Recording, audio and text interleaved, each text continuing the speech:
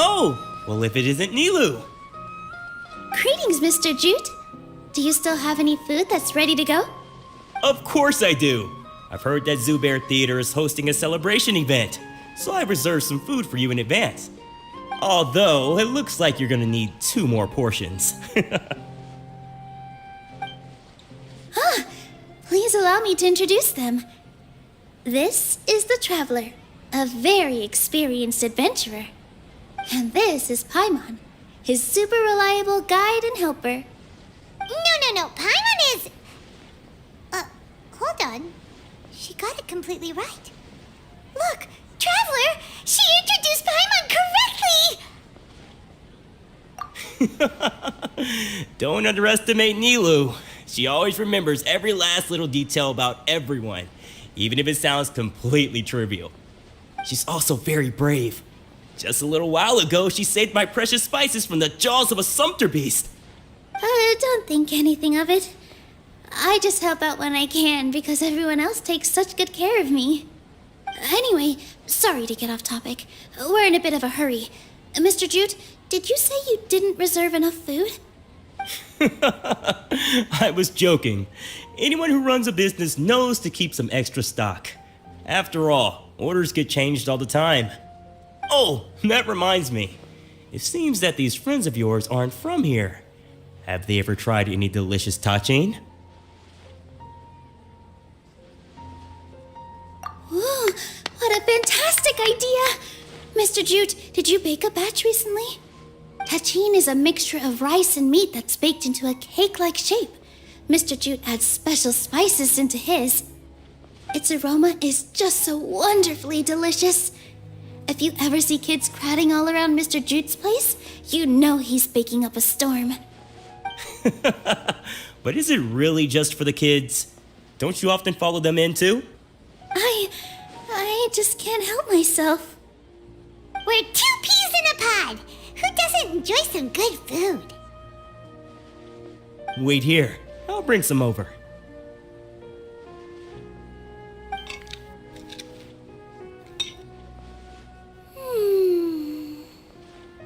Whoa, what a dish! It's sweet and sour and full of deliciousness!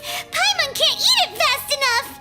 No matter how many times I eat it, it's still so delicious. I wouldn't have offered it as a treat if I wasn't confident in the taste.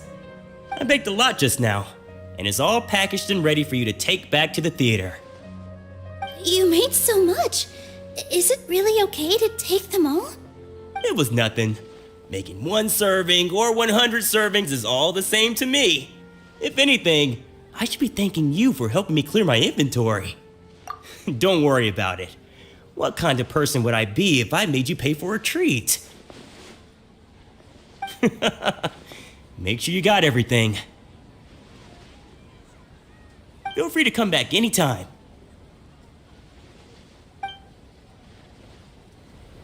Paimon's starting to understand how Nilu, good timing. I have the textiles you ordered. If you took any longer, the Sumpter beasts might have gobbled them up. You and your jokes. Sumpter beasts won't eat those kinds of things, Mr. Offsheen. Jude said that some Sumpter beasts ate his spices. Were they yours? Oh, yeah, really sorry about that. Nilu, if it weren't for you, I would have lost half of my profits that month. Trying to pull anything out of a Sumpter beast's mouth is like playing a game of tug-of-war. So they really do eat anything, huh? What's that supposed to mean? Come now. You know, Sumpter beasts sometimes eat not because they're hungry, but because they like gnawing on things. The textiles you ordered are highly durable and woven from the finest thread. So even if a Sumpter beast got snacky, it'd still have to chomp on it for a full day. You've tested this before? But of course! How else could I be so trustworthy? Well, that one time was an accident. I wouldn't dare experiment with such a precious product. True. It does sound like some good fabric. Ho ho! Have I piqued your interest? If you want to buy some, now's a good time. Buy 2 bolts and get 20% off. Ooh, that's a pretty good discount. What do you think, Traveler? No thanks, Mr. Offsheen. You can't use that kind of tactic on her. Look, you've already sucked her in. Tactic? So you mean everything he just said to Paimon was a lie? I wouldn't go that far. It's just that Mr. Offsheen is really good at spinning stories. A word from him, and you'll find yourself buying things you don't actually need. Mr. Zubair gave me a huge lecture the last time I bought too many things. Come on, don't look at me like that. All she got was a talking to from Zubair, while I was nearly fed headfirst to the Sumpter beasts. My philosophy is that stories give value to merchandise. That's why my business started with such a boom. Our Nilu here is an extraordinarily good listener. Back then, she believed anything I said. After a while, I began to feel guilty selling things to her because of how happy she looked. Though she enjoyed the stories and I the Mora, I knew she didn't need to buy that much. Anyway, since then, I've come to realize 2 things. 1, that stories should just be a means instead of an end. And 2, that there's more to business than just selling goods. It's okay. We're all friends now. There's no need to dig up the past. That reminds me. Some of the goods from my latest shipment aren't in the best condition. They're fine for general use, but my customers have high standards, and I don't have the time or resources to find new buyers right now. Nilu, why don't you take them? Huh? No, I can't do that. Just think of it as a favor for me, all right? The theater can use them for props and whatnot. It costs me Mora to store or ship, so I'm just losing money every day continuing to hold on to them. Even so, let me buy them at market value. Nah, these goods are hard movers. Besides, if I let you pay, wouldn't it mean that I'm just using stories to sell my goods again? Just take them. If you really feel that bad about it, give me some theater tickets later. Oh, yeah, you should also take some while you're at it. Adventurers are always in need of materials, right? Wow, even we get a share of this? Hurry and take it. Just looking at it all is giving me a headache. Thanks for the huge favor. There's still one more store. Are you all right holding on to that much stuff? About time, Nilu. Farhad here was snooping around your props. Please, I was only looking at them to get a better idea of what your new show may be about. Wouldn't spoiling yourself just ruin all the fun? Yeah, please wait for our official performance. These 2 look familiar. I think I've seen them before. Ah, weren't they at the Sub-Zerus festival? Yeah, and they're coming to today's celebration too. Oh, Oh, the more folks, the merrier. I was actually just talking to Farhad about also stopping by tonight. Oh, yes, please do. I'm sure Miss Raykar and Miss Nadja would also love to have a chat with the two of you. We even prepared a small gift. Let me show it to you. Ta-da! It's a flower wreath. I really think we should wear some of these to give the event a more celebratory feel. Wow, it's beautiful. Did you make it?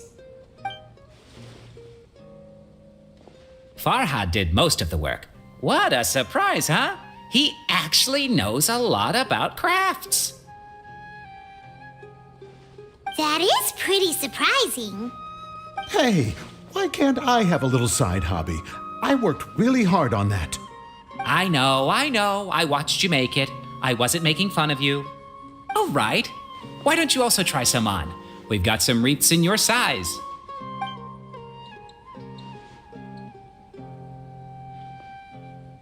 It fits perfectly.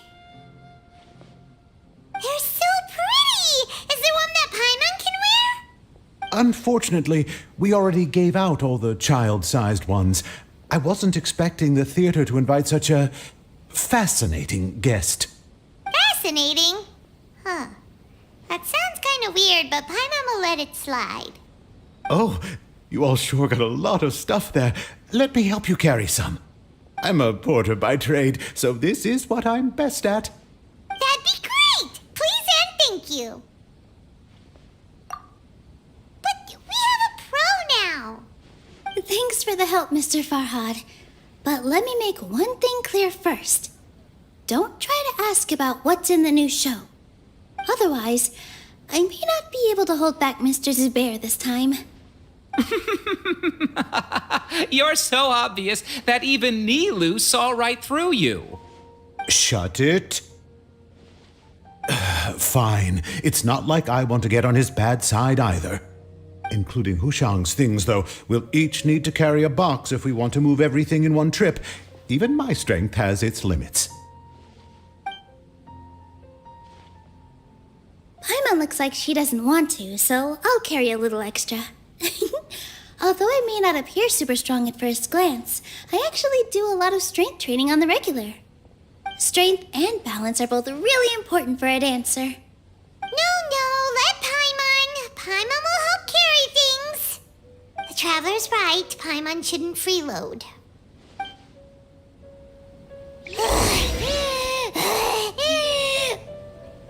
Paimon can't fly anymore. Are you okay, Paimon? Paimon's good to keep going. But Paimon... Oh, that sure was a lot of stuff.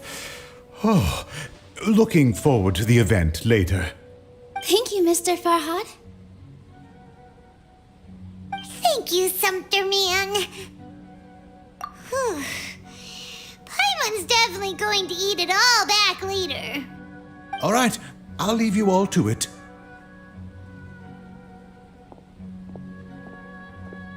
See ya. Good thing we had Mr. Farhad with us, or else that would have taken way longer. Of course! Because everyone's working here together. We're all like neighbors, so we're always helping each other out. It's easy to forget that everyone's running a business. With this many freebies being thrown at you, you probably don't need to work. I felt so guilty at first, like I always owed someone something. I was always thinking of ways to repay others. Later on, I realized that it's actually like what Mr. Afshin said. By taking the freebies, I was helping everyone out and saving them money. When you order the wrong item or make too much of something, sometimes the best way to maximize the value of those goods is to give them away. That's why there's no need to stress over the freebies. You bought Always Skyfall? repay others by helping them when they need it.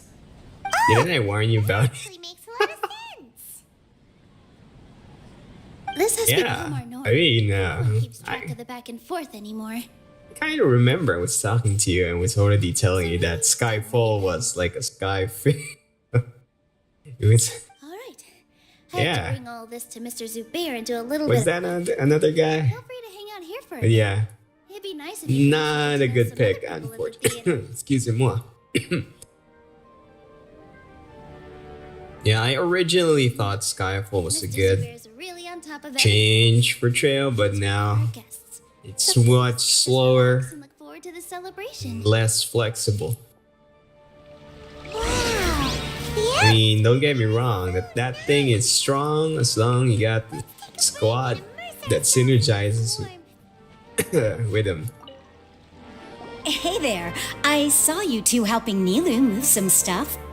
Are you two also here for the celebration event? You got it! My name is Sorry, Rika. throat not in a happy place at the moment. Excuse again.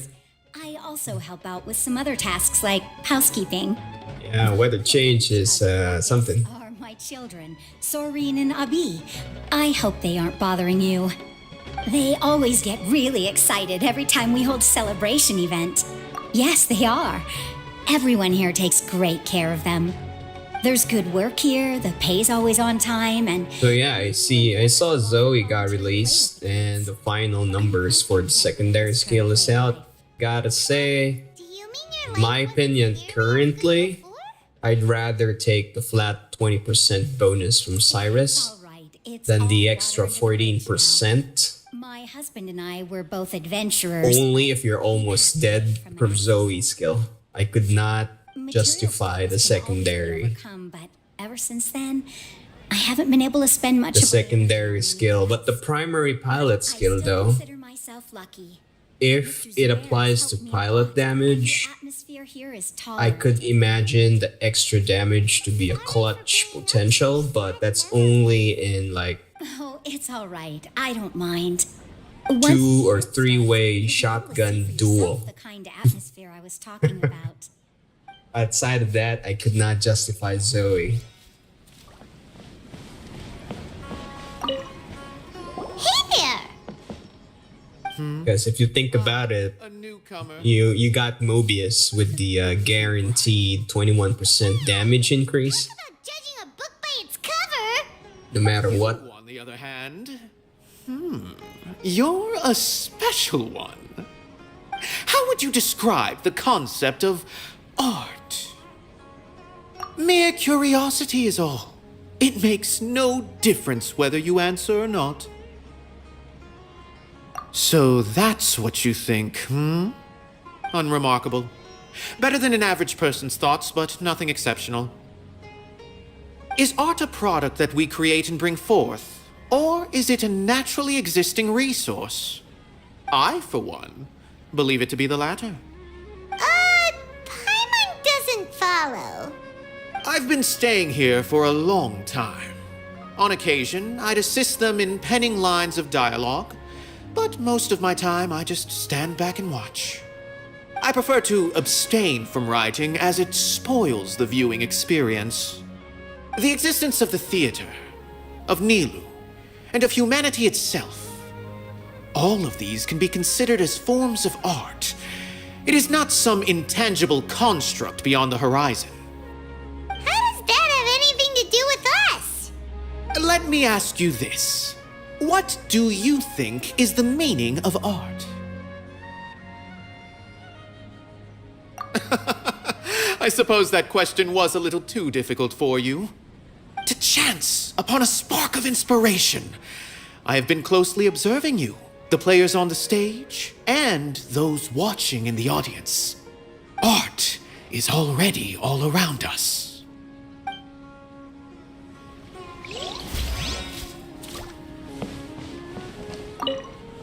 Hello. What? Who are you? You can't just go on the stage as you please. Ah, I see. Sorry for my overreaction. I'm just, making a prop. No time for chit-chat. Is that embroidery? No. Well, yes, but not really. It's a prop. It's just, some fabric. An ordinary piece of fabric that we use in a show. Sorry.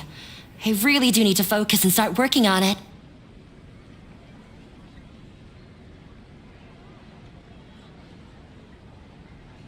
What an oddball. Is prop making something to be that jumpy about? Oh well, it's none of our business. Look, Milu's back! Let's meet up with her. The event's probably about to start.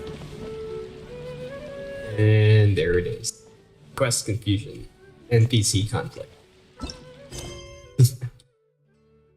Wow. How do I do this? Oh, that's gonna ruin that.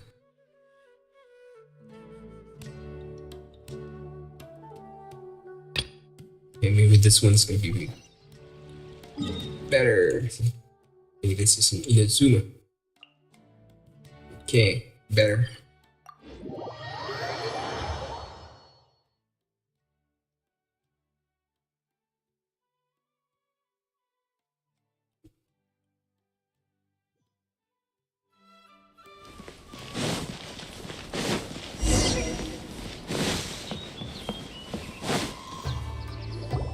Hayato! Ah, it's you two. Yes, it has been a while. We heard the Yashiro Commission is holding a test of courage, so we came right over to sign ourselves up. We didn't expect to see you here in person, though. Does that mean this event is really important? You think I only make an appearance for occasions that are deemed sufficiently important? It just so happens that this test of courage event was actually my suggestion. But naturally, I've left the planning and more trifling details to be arranged by my retainers. Considering that such events are quite popular across Teyvat, I've had numerous examples to draw from, so everything should be in good order. I'm merely here to do a routine check on the progress of the event, that's all. Oh, Paimon gets it! So what you're saying is you're not very busy right now. In that case, maybe you can give us a quick rundown of the event rules. Only Paimon could be so natural at ordering others around. However, the possibility remains that we may yet require your assistance. Sorry, what did you say? Nothing. Seeing as I apparently have some time, I suppose we may chat about the event for a moment. Yippee! As its name implies, the event is a game designed to put one's courage to the test. The venue for the event will be set up in the Chinju Forest. Before the start of each round, participants will be divided into teams of 2. Once teams have been formed, the event staff will announce the name of an item that has been placed in or around the Chinju Forest area. The first person to locate the specified item will be declared the winner of that round. The winner of that round? Huh. So there's gonna be multiple rounds to the test of courage? Precisely. There will be a total of 3 rounds in the test of courage because the event was actually orchestrated by 3 different parties. Merchants raised event funding, the Kamisato clan provided the grounds, and the Grand Narukami Shrine provided consulting services. As such, each of these 3 parties have selected one item for participants to find, so, naturally, the event will require 3 rounds to determine the winners. Ah, Paimon gets it! So basically, it boils down to searching for stuff in Chinju Forest. We'll need to find 1 item each round for a total of 3 items after 3 rounds. Huh. Simple enough for Paimon. Yes, seems you've got the gist of it. We will be issuing different rewards based on the number of rounds won. So, if a participant wins multiple rounds, then that will also be reflected in their final reward. If a participant manages to find all 3 items, then they shall receive the grand prize provided by the Grand Narukami Shrine. Ooh, a grand prize? Sounds like it could be really valuable. As for its true value, I'm afraid you'll have to win the event first and ask Lady Guji yourself. Of course, this event is intended to measure your courage. If you withdraw from the event because you become too frightened, then you might as well forget about seeing any rewards. I'm curious myself how many people will be brave enough to make it to the end. It'll be most disappointing if nobody claims the prizes we've prepared. Don't worry, those prizes are as good as ours! Even though just the thought of this event sends shivers down Paimon's little spine. The Traveler will be brave enough, no doubt about that.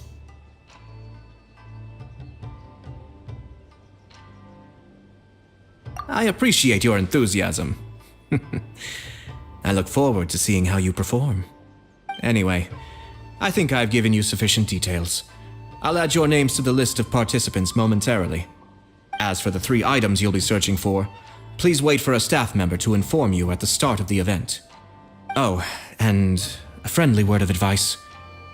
Test of Courage events tend to give rise to a variety of strange rumors and stories.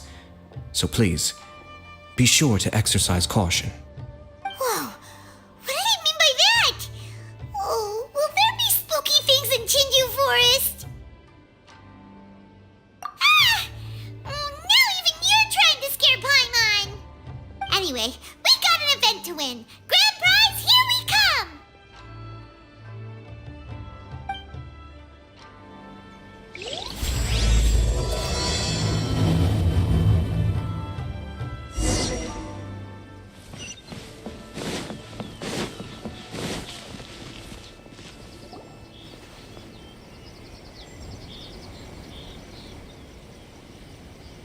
Hold it right there.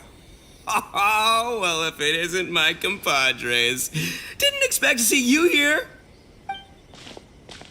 Huh? Paimon knows that voice. It's Ito! What are you doing here? Oh, wait, don't tell Paimon you're here for the test of courage. Ha, what else?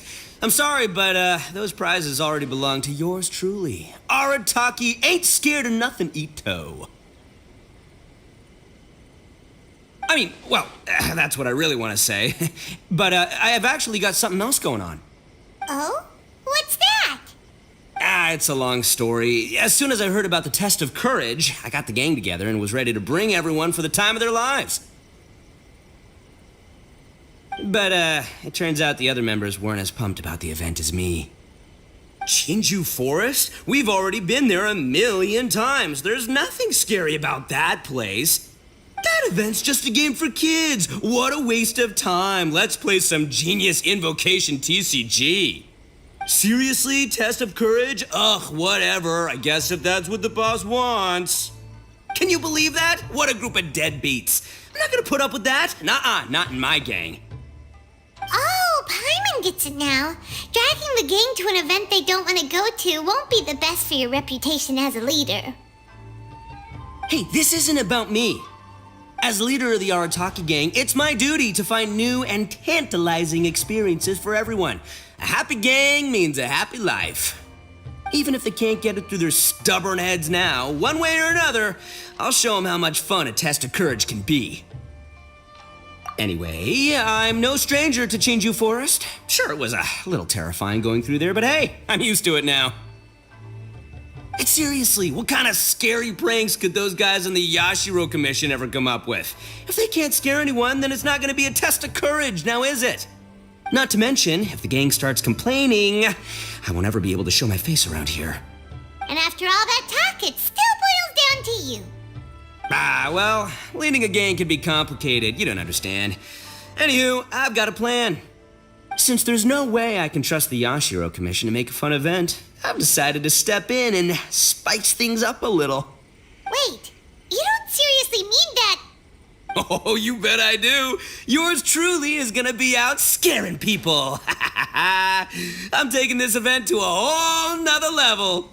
But it's gonna take more than an Oni to make it happen, so I came here to recruit some help. And then I saw you come walking along. Come on, come scare people with me, please. No way! Pretty please? Forget it!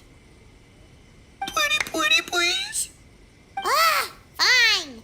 But don't forget, we're here to win the test of courage and take home the grand prize. We'll help you out, just don't get in the way of our prize. Yes! You're a real Oni saver. Hey, don't worry, with me around, winning the test of courage will be a piece of cake.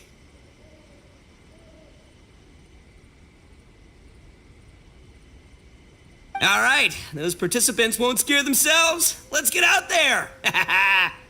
What a noise crazy guy. But after hearing him laugh and talk, Paimon doesn't feel scared anymore. Huh. Maybe laughter is the key to making fear go away. If things get scary later, we can all start laughing at the top of our lungs. Hey, Traveler, Paimon, enough chit-chat. We're gonna miss the event. Coming!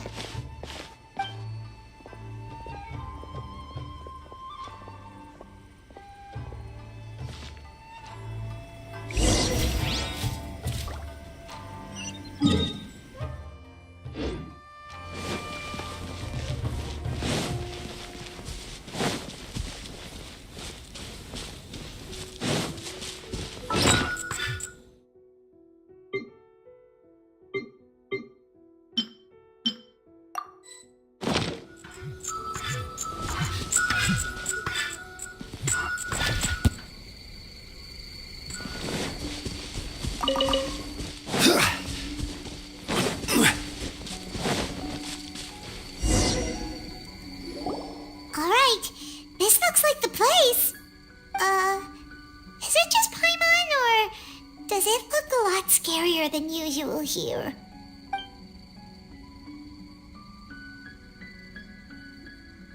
Hey, Paimon!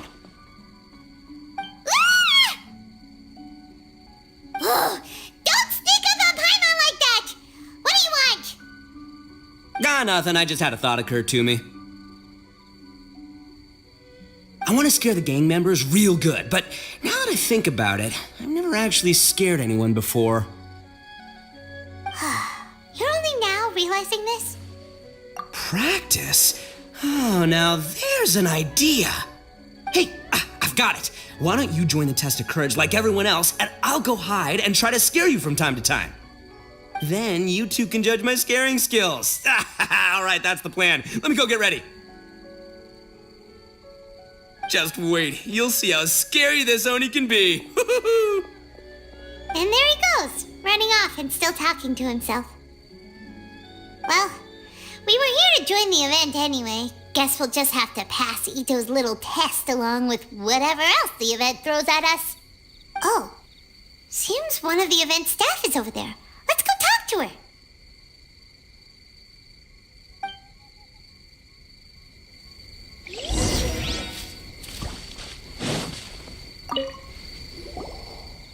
Aha! You must be here to participate in the test of courage. Yep, that's right.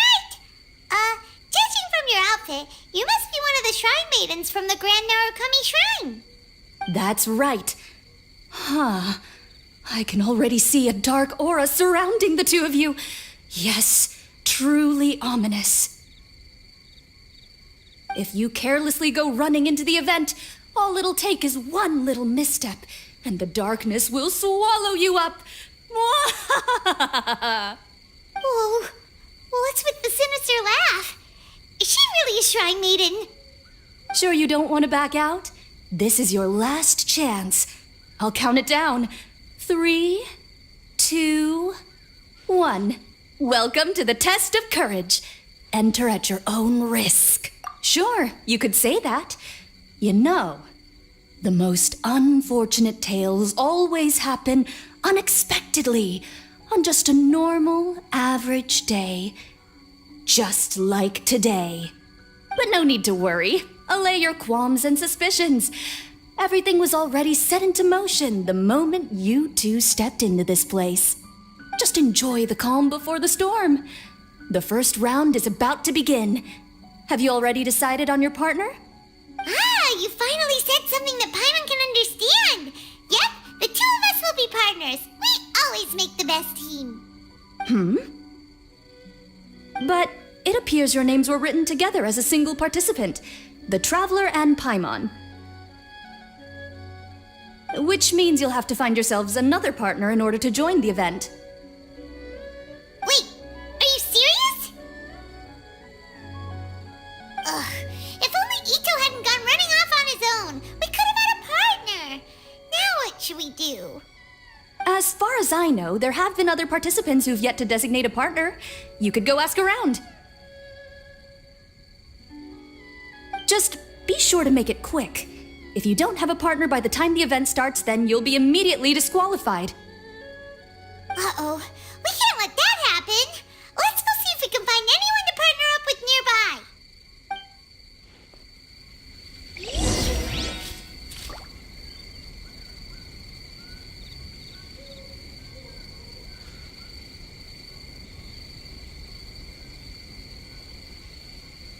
Every journey has its final day. Don't rush.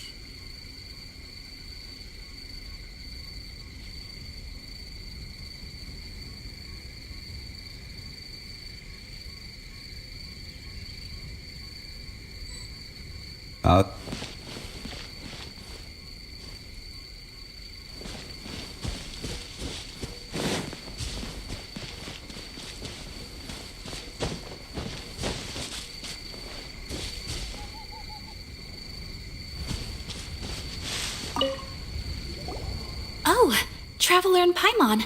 Greetings. Huh? It's Ayaka! Are you here for the test of courage too?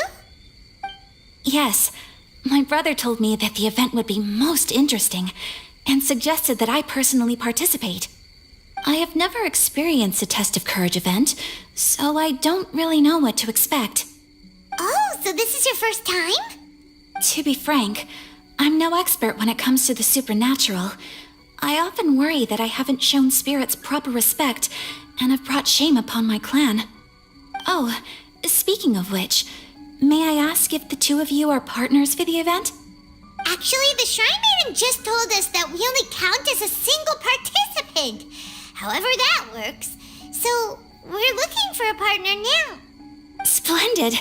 In that case, how would you like to be my partner? I always feel at ease when you're by my side. But of course, please don't let me get in the way if you wish to participate with someone else.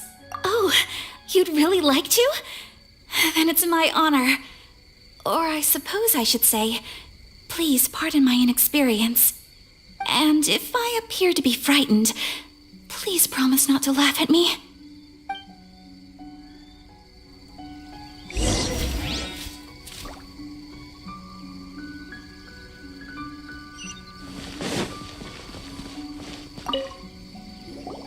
Ah, it looks like you found yourself a partner. The event is just about to start. I will now reveal the item you'll be looking for in the first round. It's called Dongo Milk. Ooh. Dongo Milk? Correct. Tomoki was kind enough to provide us with his Dongo Milk, and it has been hidden somewhere in the Chinju forest. The path will be marked with signs to guide you, but some strange and unusual things may occur along the way. If you ever feel you can't handle it, you may withdraw from the event at any time. Now, if you're ready, then you may begin. We don't want anyone to beat us to it. Let's go!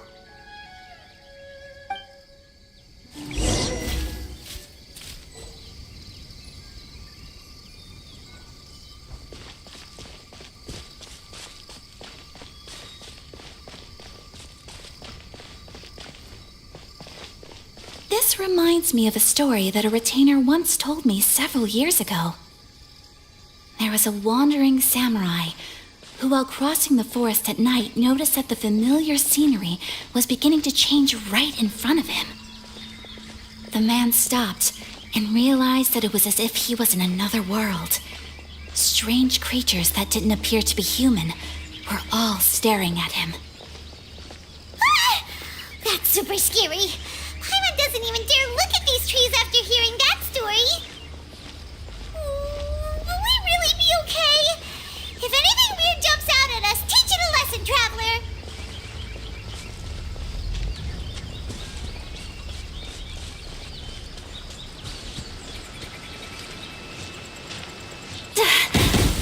Wait, are these fireworks? Oh, they suddenly lit up. We better keep our distance. Let's get out of here. Paimon thought we found it, but it doesn't seem to be here. Please, stay a little closer. Let's keep searching somewhere else.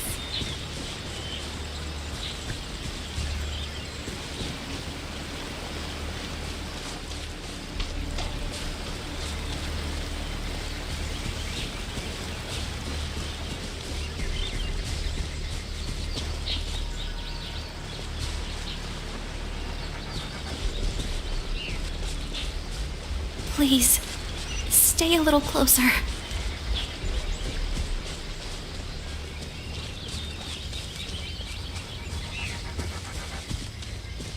Please, stay a little closer.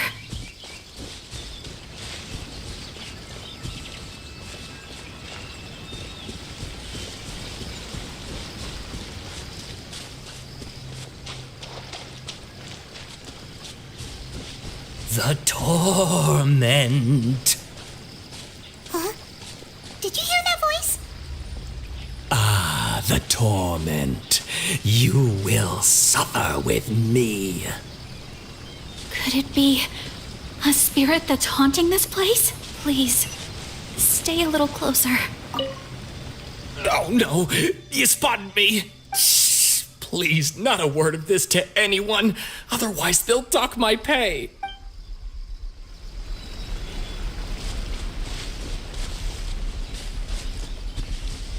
Have we reached the end? Paimon doesn't see anything here. Seems we went the wrong way. Please, stay a little closer.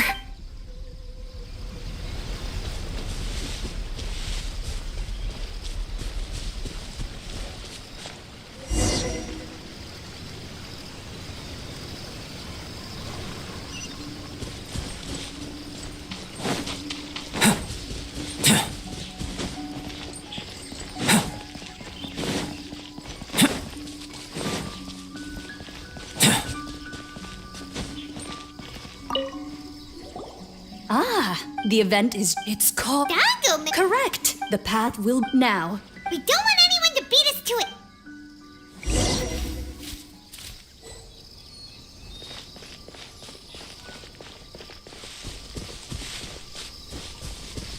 Please, stay a little closer.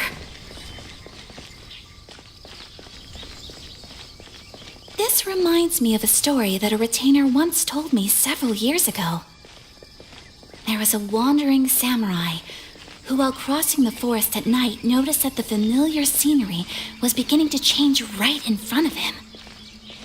The man stopped and realized that it was as if he was in another world. Strange creatures that didn't appear to be human were all staring at him. Ah! That's super scary. Paimon doesn't even dare look at these trees after hearing that story. Will we really be okay? If anything weird jumps out at us, teach it a lesson, traveler.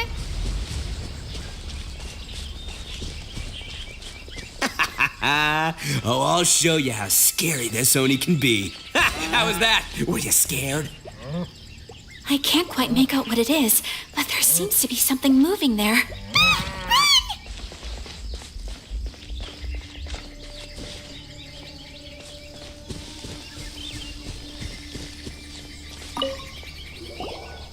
Look, everyone. Isn't this the Dango milk we're searching for? And there's a scarecrow beside it. Strange. What is that doing here? Well, it doesn't matter now since we found the Dango milk, then we must be the first ones here, right? But there's no way we can carry back so much Dango milk. Why don't we drink some to lighten the load a little? Paimon could use a sip. Ah! The scarecrow stood up! It appears to be guarding the Dango milk here. You mean it's watching if we touch the Dango milk? Don't worry. Paimon didn't even touch it. Oh, maybe you're right. Paimon will try to calm down. Let's try some together. Tastes great. Indeed. Any fears I had a moment ago seem to have been dissipated by the Dango milk. And now that I look around, this is Chinju Forest as I've always known it. After making it here, it doesn't seem nearly as frightening. My brother once said that fear stems from one's heart, and if your heart is at peace, then fear naturally dissipates. Now I understand what he meant. But fear is not entirely bad. Although I've been scared a few times, I still feel happy now. I would like to continue walking through the forest for a while. Will you accompany me? Ah, I see. Well, I shall continue walking while you go greet your friend. Don't worry. Now that I've experienced the event once already, I won't be easily frightened. I'll see you later. Have a lovely chat with your friend.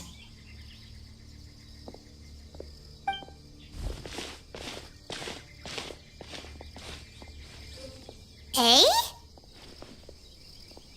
Whoa! It's really you! What are you doing here? Oh, hello. Miko told me about the Test of Courage event taking place here. I thought I would come and have a look. Ah, so that's why you're here! So what do you think of the Test of Courage? Are you having fun? It's more or less the same as I remember before. I wasn't scared by anything, but on the contrary, some of the event participants were horrified the moment they saw me. Oh, that Miko! Did she send A here to scare people on purpose? If that's the case, it feels like A isn't really experiencing the event like everyone else. Oh, Paimon has an idea. We'll give you a bottle of the doggo milk we just found. That would make you a winner in this round, too. Ah, yes. Isn't that the dessert drink we had the last time we met? Sure, I'll take one. Actually, I've sensed a familiar feeling ever since I arrived here. It's brought some old memories to mind. Huh? A familiar feeling? Have you been down to the beach by any chance? I was just strolling nearby when I noticed a space at the beach with a familiar game set up on it. I took a brief look, and it appeared to be a game where you control flippers hovering in the air to strike a ball and hit some positioned elemental cubes. I saw the game was called Akitsu Yugen. I'm guessing it originated from Akitsu Hazura. The thought of that game caused me to recall some things from the past. Akitsu Hazura? What's that? It's a game where you use Hagoita to hit a ball towards a set target. It was once quite popular during festivals. Makoto also enjoyed playing Akitsu Hazura when she was alive. Yakiyako was still around at that time, and nights in Inazuma were much more lively than they are now. The yokai would hold festivals from time to time, gathering to drink, laugh, and play music. Oh, does that mean you can eat the delicious festival food whenever you liked? Yes. The yokai called their celebration the Mikowa Flower Festival. Makoto and I attended it once. She found it particularly fascinating. Sadly, the past has all but vanished. But seeing a game like that again does make me feel happy. Sounds like it could be fun! Paimon would like to play! If you're interested, you can go to the beach and give it a try. It was still being set up when I was there earlier, but I assume it should be ready soon. Yay! I shall return to Tenshukaku. Miko told me that the test of courage consists of 3 rounds, so please keep up the effort and give it your best until the end. Considering you two, I think you should have no problem making it to the end. Oh, of course! I know you can do it. Good luck. Paimon doesn't remember hearing anything about a game on the beach from Ayato. You think that activity is also planned by the Ashiro Commission? Oh, the more Paimon thinks about it, the scarier it feels. Oh, this whole test of courage thing is keeping Paimon on edge. Anyway, the first round of the event should be finished by now, so let's head back.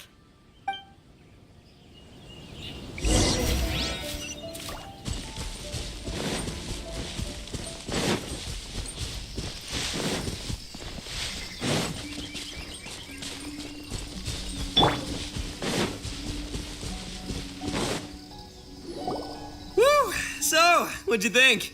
Do I know how to scare people or what? Oh, what Paimon think? Paimon was hiding behind you the entire time, so Paimon didn't really notice Ito scaring us at all. Paimon will leave this one to the Traveler. So, was Ito scary or not?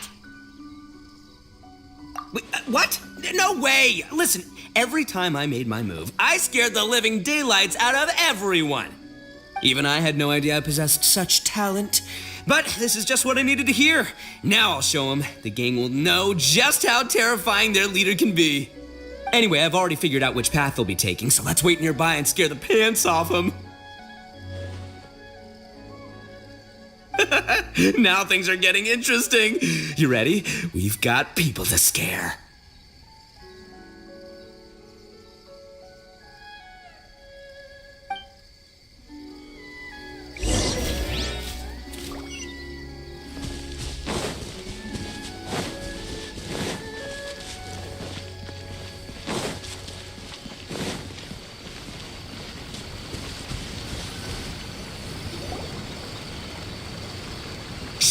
I think we're getting close.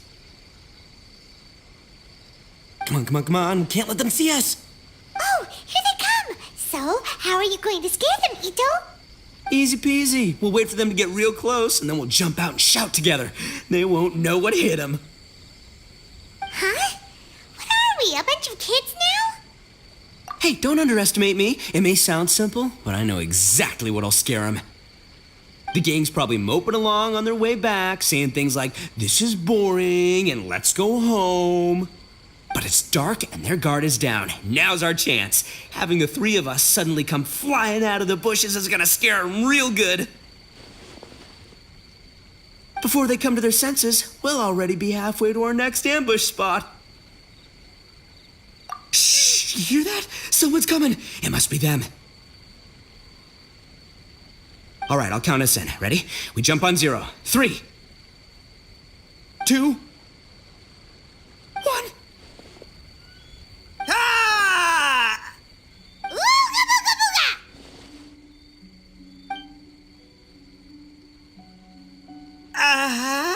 booga! Wait, you're not... They're ghosts! Ghosts!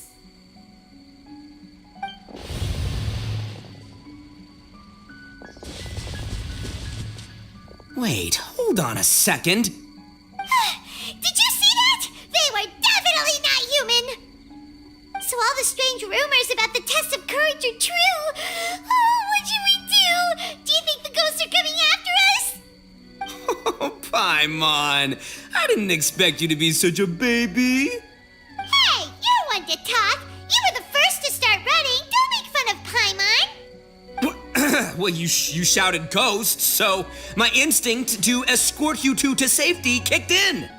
After all, real ghosts are terrifying. My skills are completely useless against them. Oh, because I just realized that they were also running from us. Which means they were afraid of us too. And if that's the case, then there shouldn't be anything to worry about. Now that I've calmed down, I'm starting to wonder if they were actually ghosts. They might have been people dressed up as ghosts to scare us.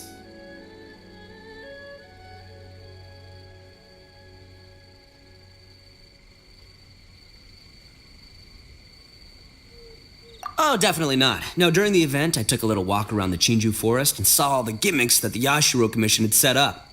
Those three weren't from the Yashiro Commission, but they did seem a little familiar. Come on, let's go back there and take a look. Huh? Now you want to go back? But there's still a chance that they were real spirits, right? If we go back now, they might try to eat us. Oh, it's all right, Paimon. If you're scared, you can stay here. Traveler and I will go investigate. Really? Oh, that'd be great. Oh, right. The last mystery novel Paimon bought from Yai Publishing House had a plot just like that. During the investigation, whoever said I'm not going would always be the next victim. So, on second thought, Paimon's going with you. Don't you ever It looked like they were running that way, but it's hard to say exactly where they went, so let's split up. But then you'll be all alone, which according to the mystery novels is super dangerous! Don't worry about me. Once my rear's in gear, I'm not afraid of nothing.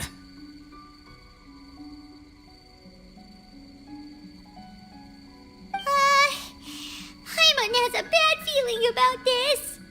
They scared you that bad, huh? Looks like they really do have a knack for spooking people. This time, I'll capture him and learn their art for scaring people. Anyway, I'll catch you around. And there he goes, running off and talking to himself. Again. Do we really have to go? Oh, fine. Let's go take a look then. But the second we see anything scary, we make a run for it. Got it?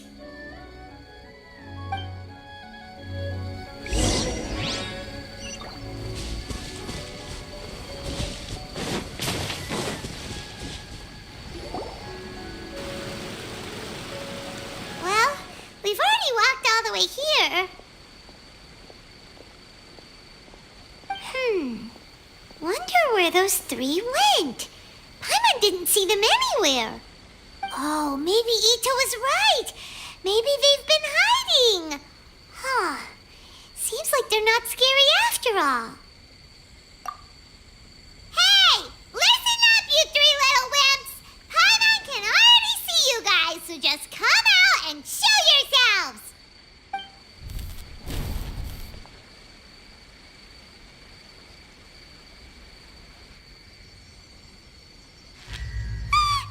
There's someone actually here! Paimon's scared again! It's just gonna be a few more days. Don't do it, Chizuru. You can't give in to your desires. Others will suffer for it. You mustn't make the same mistake. Just hold on a little longer.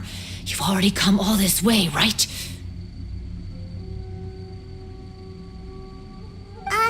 Excuse us. Did you happen to see three rascals pass by here? Let Paimon tell you what they look like. Are you talking to me? To someone like me? You have no business coming here.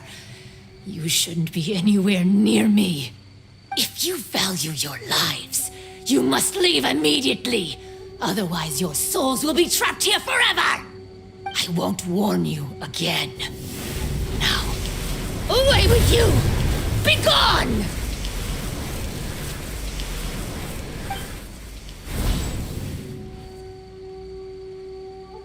Wake up! Hey, traveler, wake up!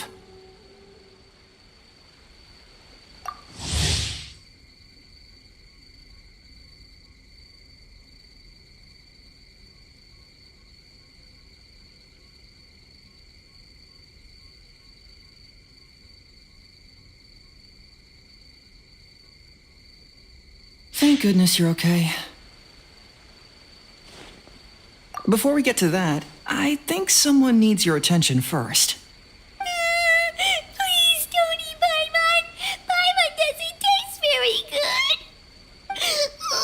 Please avenge Paimon.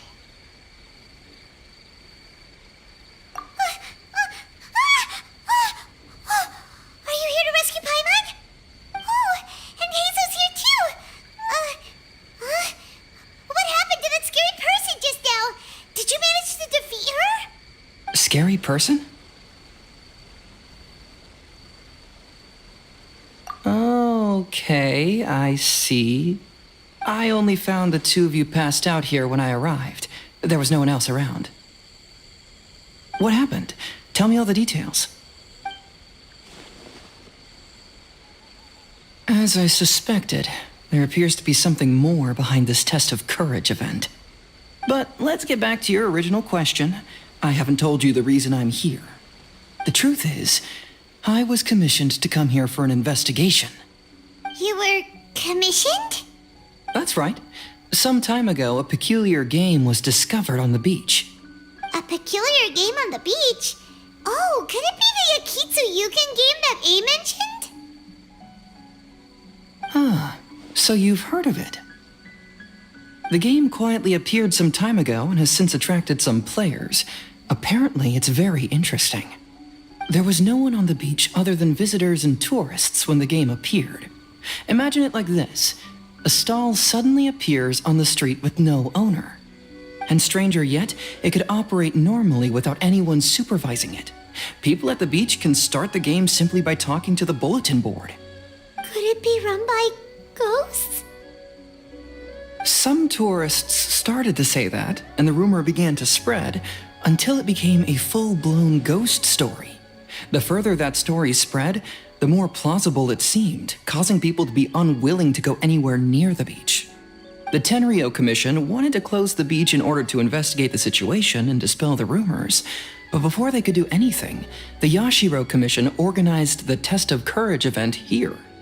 People that were initially scared by the rumors began to believe that the beach game was actually a preview event planned by the Yashiro Commission for the Test of Courage, so visitors have gradually returned again. But I'm quite positive that the game never had anything to do with the Yashiro Commission. Wait, so the Yashiro Commission were fully aware of all the spooky stuff going on, but they still decided to hold their event here? But Ayato must be one of the smartest guys we know. What the heck was he thinking? Who knows? But I'd rather trust tangible evidence than speculate on his thoughts.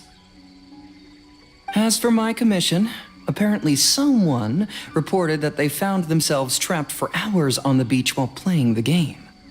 According to his own account, he kept returning to the same location no matter which way he went, and even though his friends were nearby, they couldn't see him. That sounds so scary. Even though it was obvious that he wasn't telling me the whole story, the testimonies of his friends did validate that what he said actually occurred. On top of that, it was also this very incident that led to all the ghost rumors. No one dared to go near the beach until the Yashiro Commission announced the Test of Courage. Who set up the game on the beach, and why did the Yashiro Commission help them cover it up? I need to uncover the truth, so I'm here to investigate. Anyway, don't mind me. Working together will only raise suspicion, so I'll undertake my own investigation for the time being. However, please proceed with caution. Based on my observations, most people are still unaware of anything happening here. Telling people that something's amiss might cause quite a stir.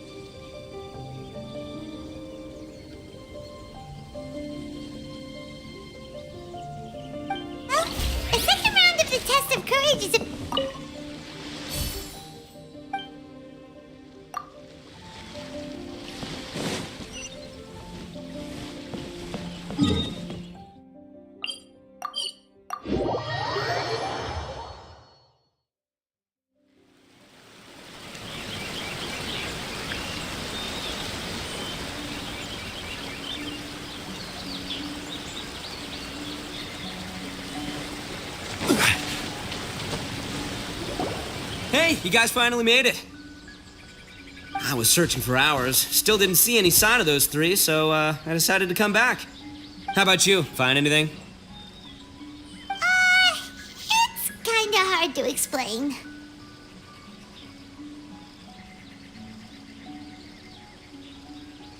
I see. So you came up empty-handed too. Well, it doesn't matter. I already came up with a new plan. Huh? What plan? Shinobu told me a saying after she got back from studying in Liyue. It went something like, the something by day becomes, something by night?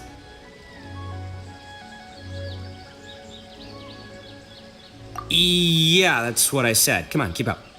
Anyway, I was so focused on scaring people last round that those three dressed up as ghosts caught me completely off guard. But not this time. Oh no, I'll be hiding nearby and waiting for those three to emerge first, and then I'll nail them with a surprise attack. You two just gotta keep playing it natural and join the contest, got it? Okay, see you later.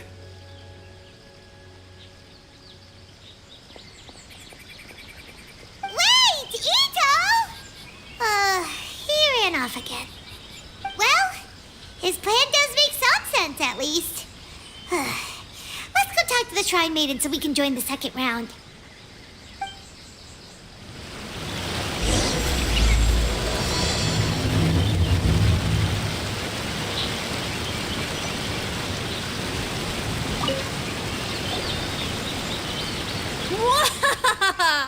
Congratulations on winning the first round of the test of courage. Now you're one step closer to the dark, messy truth. But is that really a good thing? Ooh. Hey, cut the nonsense! What we just saw was super terrifying! Oh, really? Good to hear. Hearing the word super terrifying is exactly what all us event organizers would like to hear. No, that's not what Paimon means! Something mysterious is also happening here, not just the event! So what? You've heard the stories about the test of courage, haven't you? Everyone who participates in the event faces a variety of emotions. People are afraid of seeing their innermost fears appear before them, and yet they still seek the thrill of experiencing those fears. So, isn't it natural for us to have things in the dark and deathly silent forest to help fulfill that experience? Just like the grinning monster standing behind you right now, waiting for you to turn around. Ah, really? I knew a little trick like that wouldn't be enough to scare you off. So, congrats on passing this test. The second round of the test of courage will begin shortly. Have you found your partner yet? Huh? But don't we already have a partner from the last round? Yes, your team's outstanding efforts certainly won you the last round. So it's understandable that you'd want to pair up with your previous partner. But unfortunately, you must find a different partner for each round of the event. If you don't have a partner by the time the next round begins, then... Yeah, Paimon already knows. If we don't have a partner in time, then we'll be disqualified. Let's ask around and see if there's anyone looking for a partner.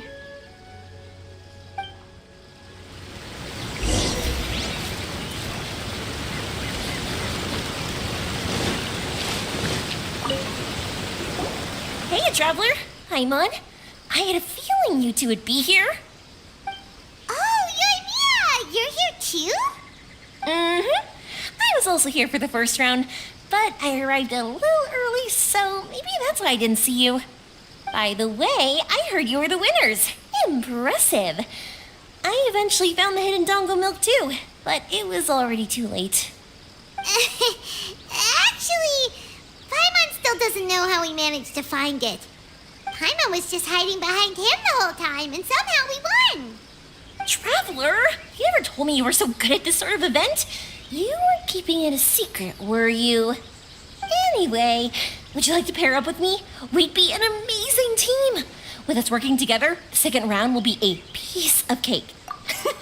Awesome! Don't worry, you'll see that being on my team is a blast. Now let's get out there and ruin this thing. We'll move faster than a firework shooting straight into the sky. It'll be like whoosh, and the round will be ours.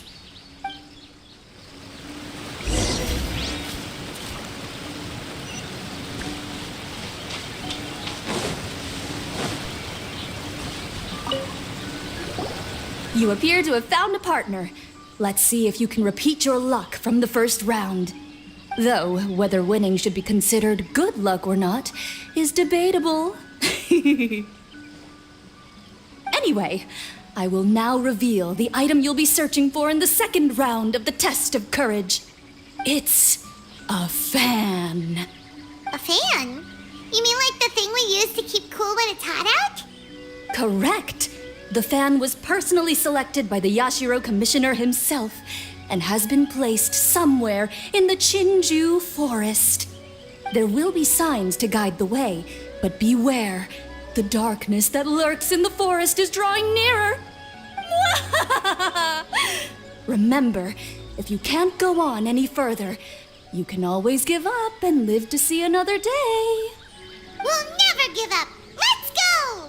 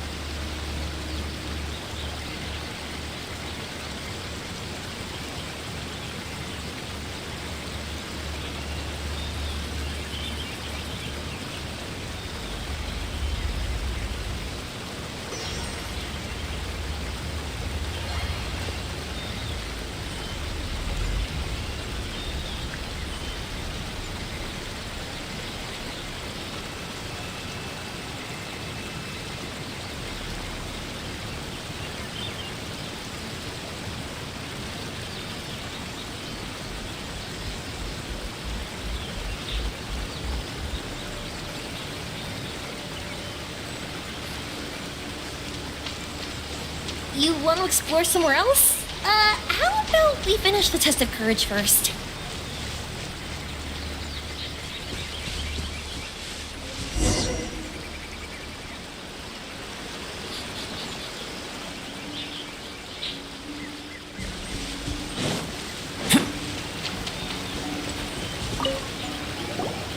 You appear to have found a partner.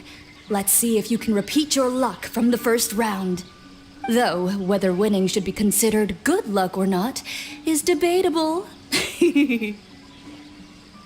Anyway, I will now reveal the item you'll be searching for in the second round of the test of courage. It's a fan. A fan? You mean like the thing we use to keep cool when it's hot out? Correct. The fan, there will be some...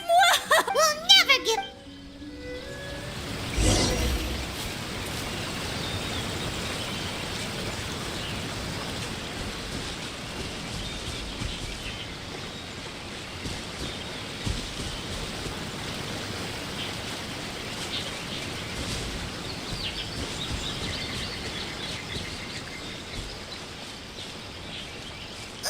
Something just fell from above! Ah! Keep it away from Paimon!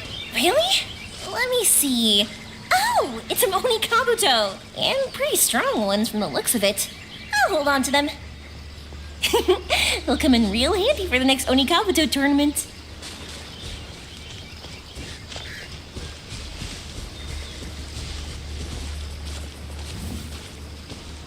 That's strange. How did Paimon transform into a lavender melon?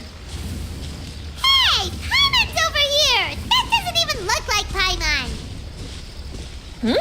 So what in the world is this? Hey, it's flying away! Don't go! Let me have a look at ya!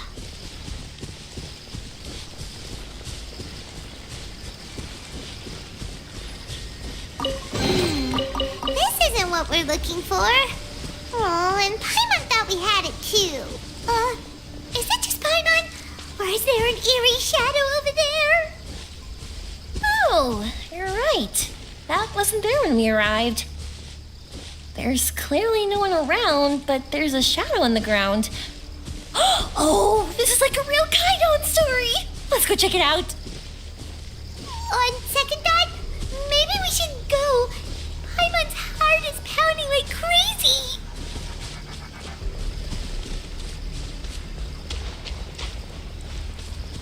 Whew. This should be far enough. Are you tired, Paimon? Do you want to take a break? Yes, please. Let's rest here. Huh? Wait a minute. Was that statue always facing this way? The candles also went out. What's going on? Is something coming? Oh, let's get out of here. Oh, Paimon wasn't kidding. The statue really did move. Wonder how that works.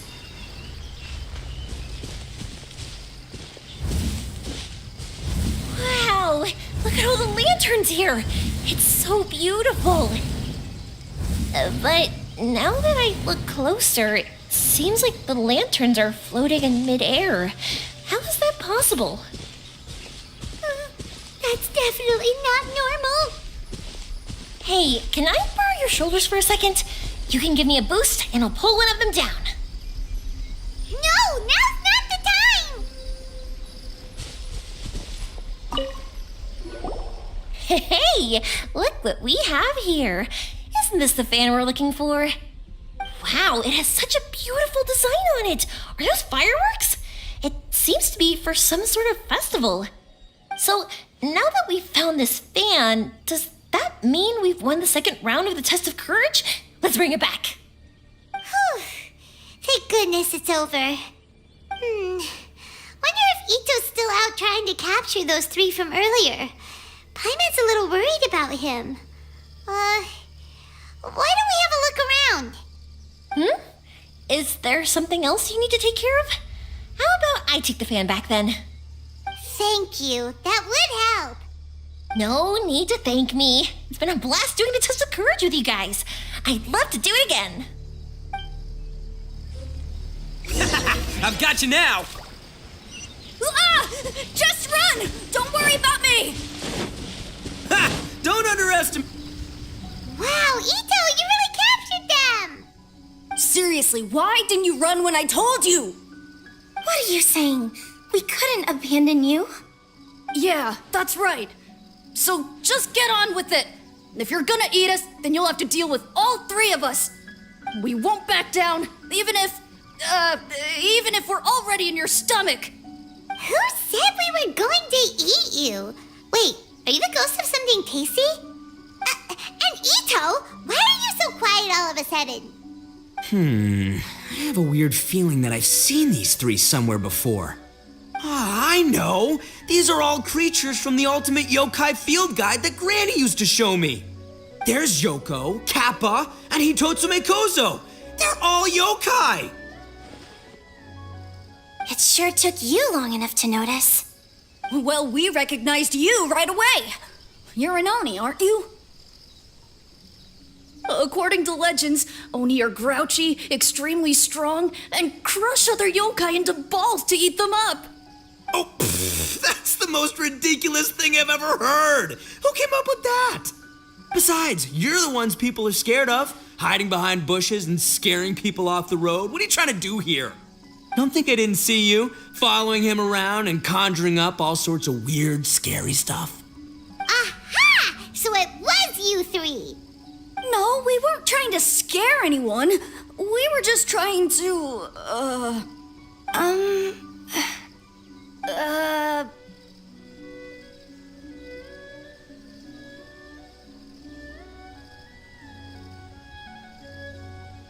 Really? You're not mad? Even though you scared the daylights out of Paimon a few times, it doesn't seem like you were doing it on purpose. Anyway, let's hear your side of the story, and Paimon will decide whether or not to forgive you. Well, the truth is, we were planning a festival. One hosted by the yokai, but humans are also welcome to attend.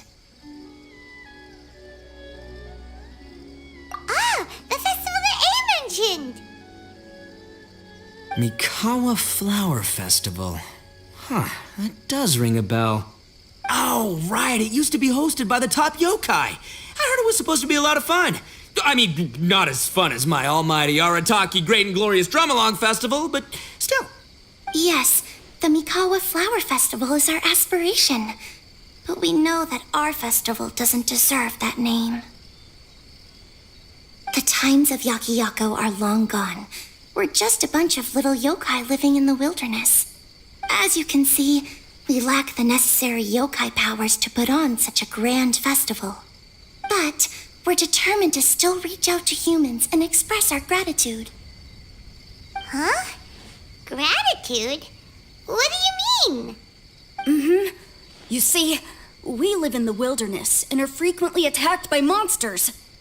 They would come and stir up trouble on our land, forcing us to hand over our food. Sometimes they would even get rough and leave us injured. But later, many human adventurers came into the wilderness and drove off the monsters, allowing us to live in peace. Ah, I get it now. You want to repay the favor, but your powers are too puny. Hey, don't let it get to ya.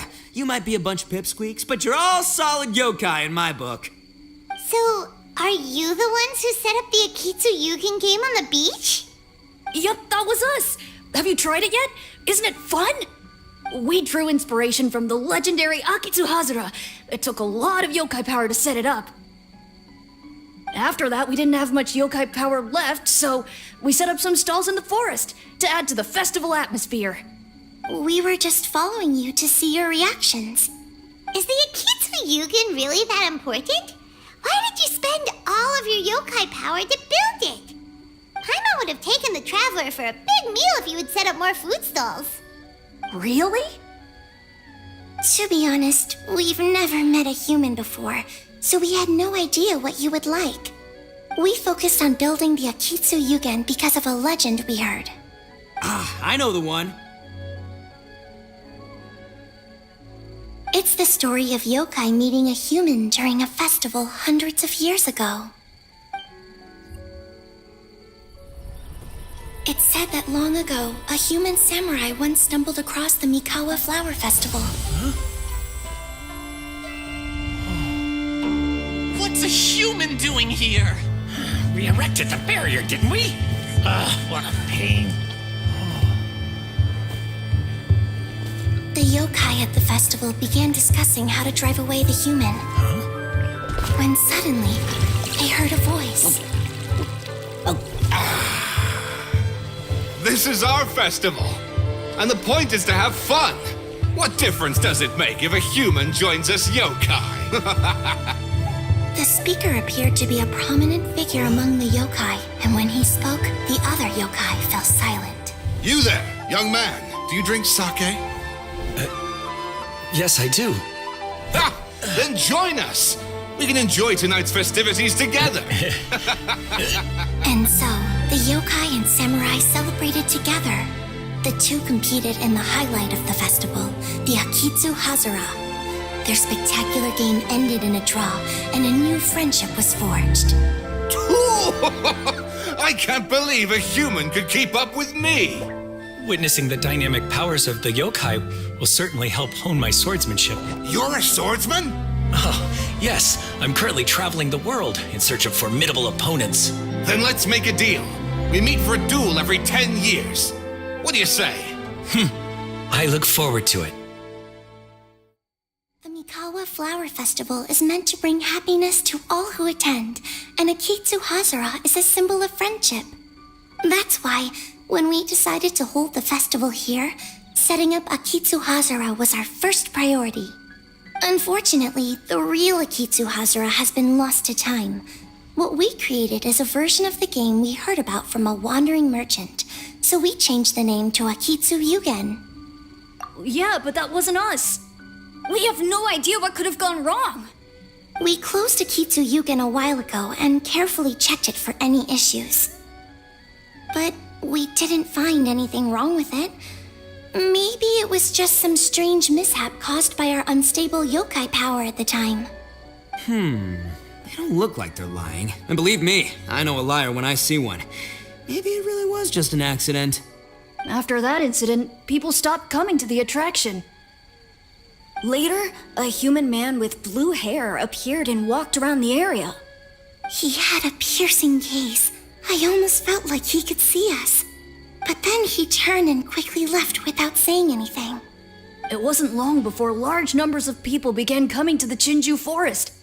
And visitors were playing Akitsuyugen again. It was wonderful. A human man with blue hair?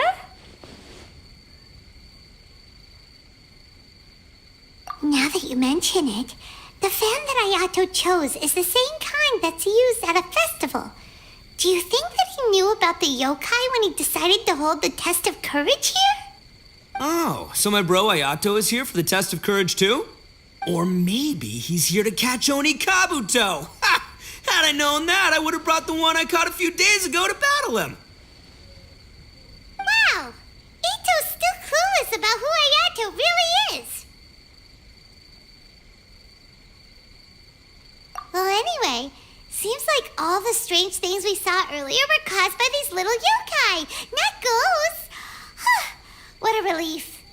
And now that we know what's happening, the test of courage doesn't seem that scary after all. Hey, you want to hang out with humans, right? I totally get that. After all, we yokai are becoming a rare breed these days. If all we do is isolate, we'll only feel more lonely. So why don't you let this Oni do you a favor, See, I'm a yokai too, right? And I'm already a natural in human society. I bet there's not a single person in Inazuma who hasn't heard of Arataki, the one and only Ito. Come on, let's go. I'll show you around. Now that Paimon doesn't feel so scared anymore, maybe we can walk around the area.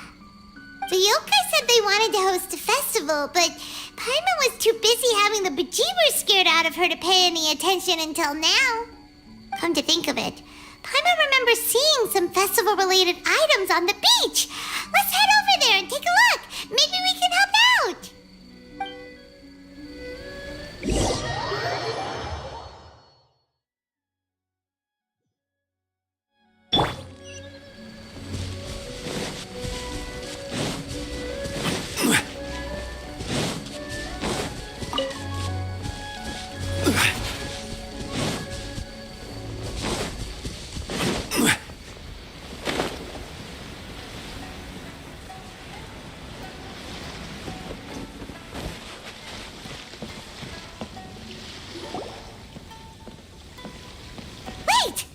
You're the strange lady we met before!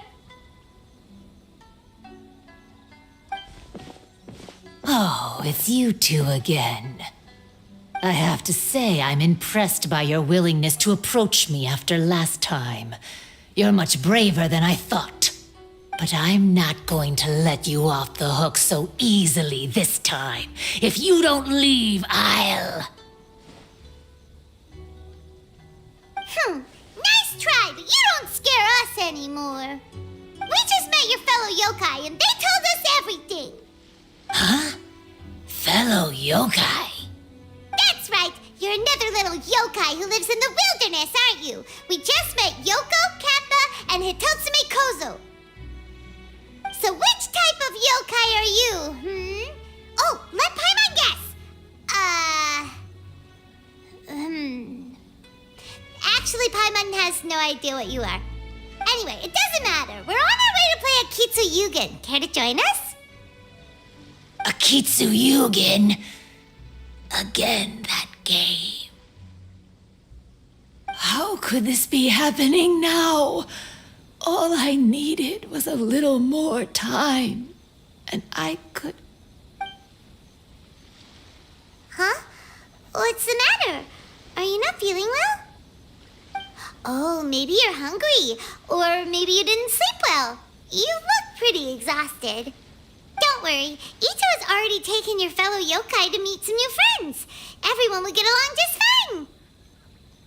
Yeah, so there's no need to worry. Come on, let's go play Akitsuyugen. We'll see who can finish the game the quickest. The loser will have to grant the winner a wish. Oh, it's starting! Get ready.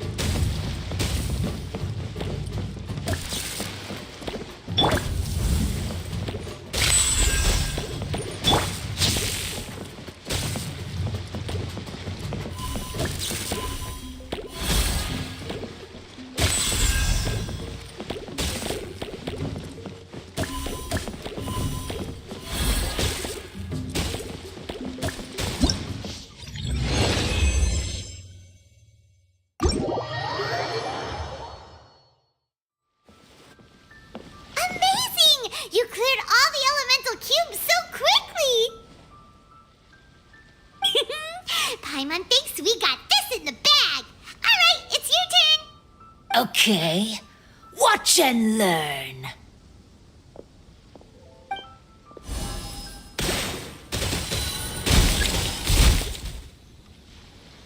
No way! She hit every cube in one shot and finished even faster than you, Traveler! Paimon's head is spinning after watching that. Did you see how she did it? Even if the rules have changed a little, I would never lose to amateurs like you.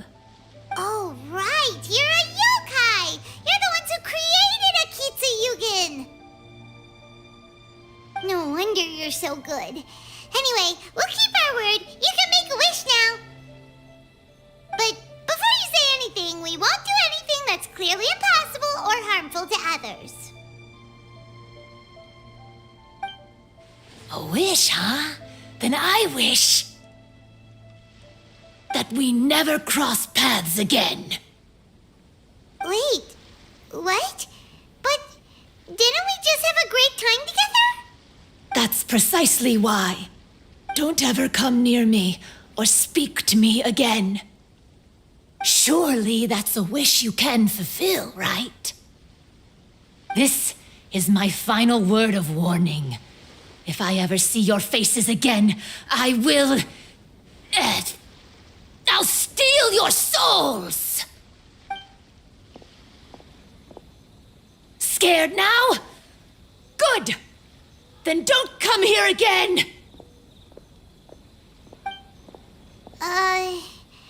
Paimon doesn't get it.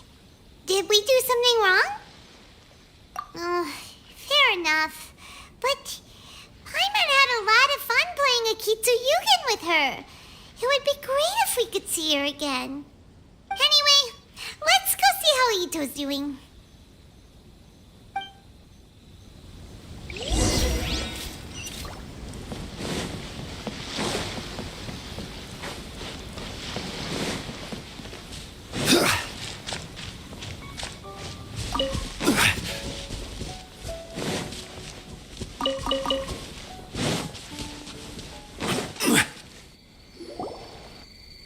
So, you must be Hitatsume Kozo. Yeah. No need to be nervous. I'm Yuimiya, and I run Naganohara Fireworks. Oh, I once saw some Naganohara fireworks. Even though I was watching from a distance, they were still so beautiful, bursting across the sky. Really?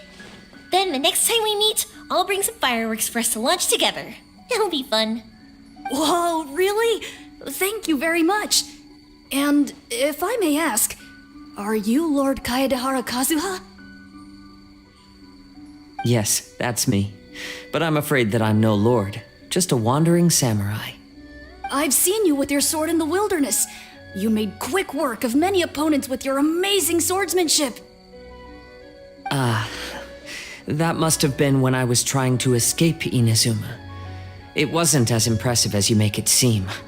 I had to face many trying situations before I was able to leave the islands. The head of the Kamisato clan also lent me his assistance at the time. By the way, this is his sister. Oh, so you must be the one and only Shirasagi Himegimi. What an honor. There's no need to be so formal. I never imagined Oh, I'd be welcome back. distinguished as you. Yeah, it seems you triggered my moderator bot. What did you type? Hey. What's that? You're just gonna use Skyfall for TDM? Yeah, pretty much. I'm pretty sure that the way they designed Skyfall was they're primarily thinking about TDM. Because the slowness of Skyfall is pretty much insanity for a battle royale. That's a sheet. Actually, I'm the most timid of the three of us. I hid for days the last time someone tossed a stone into the river. Sorry for rambling on. It was in all caps. Could be. It's kind of weird. I don't recall you typing anything kind of wrong. But it caught something and it triggered. You can't excel at everything. The important thing is to have the courage to change. Hey there. Chatting away, I see. Mind if I join you? I've never seen a kappa before. Hello there. Thank you for bringing so many amazing people to meet us, Ito. Oh, I see. Yeah, I'm kind of changing up the rule set as I go. So right now, I disabled all caps for now. Yeah, the all caps filter. I also disabled the emoticon thing. But again, that's gonna open me up to spammers. But if it's, you know, affecting my regular people, regular viewers, that's even worse. Hey, this is my moment! Yeah, the only thing I left out right now is link protection for, you know, those spammer guys that drop links on my chat. Then there's the, yeah, basically the, you know, website links. Oh, yeah? Alright, well then let's have a little contest and see who knows the most people. Should have gone with flamenco. Please don't fight. Actually, I think you're both really amazing. And you also have a great friendship. Just Well, I wouldn't be surprised if they suddenly start buffing flamenco in response to Zoe, pilot. Well, of course. Yeah. The boys. Ah, darn it. I was Yes, it is. It's a very, very solid offensive support. But in order to play Skyfall, your friends needs to be orbiting around you due to your slowness. Agreed. We shouldn't have ever doubted you, boss. You were right. Yeah, the test of courage is terrifying. There are definitely ghosts here. Yes. As long as it's only one Gabriel or Stone Rod shooting you, you can out DPS them. It's only it's more of an issue if the enemy has proper teamwork. Then Skyfall is gonna be a death trap. None of you believed me. Anyway, no need to be too scared now. Let me tell you what's happening here. It turns out there aren't any ghosts here. All the scary stuff you saw was just a little misunderstanding we had with the yokai. Right? sorry, but I've never seen these three before. I'm not sure where you've been or what you've seen, but I don't think it had anything to do with us. Huh? Agreed. Yeah, but the main problem with that setup is that, Hold on, little Yoko. You're kidding, right? yeah, we actually tried that setup with some of my guys when I was playing Skyfall, but he's still not specialized with Sky. But our main issue is once the Gabriel gets on top of There are real ghosts out here? skyscrapers and the roof, then we can start to have run into issues because Skyfall can fly.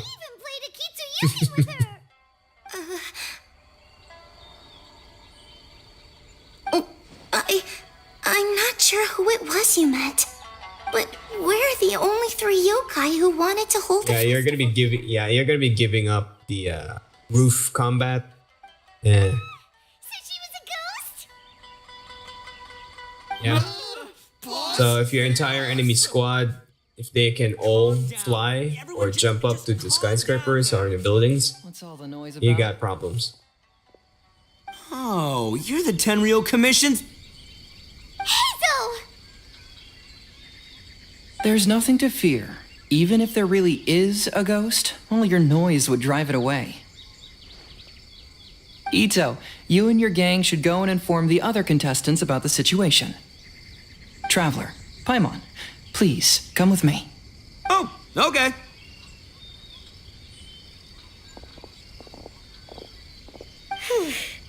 Paimon somehow feels a little better now that Heizo's here.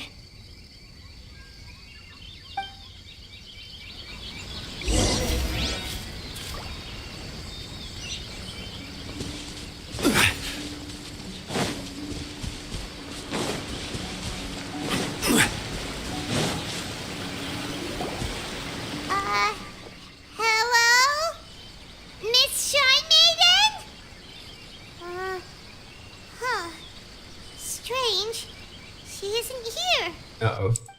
suddenly went quiet. What's Did you trigger something again? Round 3, item, Hagoita. Does this mean that the item we have to find in the 3rd round is a Hagoita? The Shrine Maiden appears to be urging us to finish the 3rd round of the Test of Courage. But where did she go? Has she been taken away by a ghost? Will Paimon be next? Oh, Paimon will never leave your side now. The words are scribbled hastily, but there's no evidence of a struggle. However, aren't there too many words written here? I believe that the 3 items chosen for this 3-round contest were each Well, if I were the devs, I would give Skyfall more speed, but he needs to lose the instant lock thing. chosen by the Yashiro Commission, which provided the staff. That's kind of what breaks Skyfall, because they need to been chosen by the Grand Narukami tip the balance for the instant multi-lock you can do. Question is, are we really going to join the 3rd round of the Test of Courage? Paimon would love to win the grand prize, but our safety comes first. How about we make a tactical retreat? I still have my commission to complete, so I'll stay. Fear arises from mystery, and it's a detective's job to unearth the truth from the mystery. Paimon somehow feels a little better after hearing you say that. Okay then, let's wait for a while. Maybe the Shrine Maiden had something to take care of and we'll be back soon.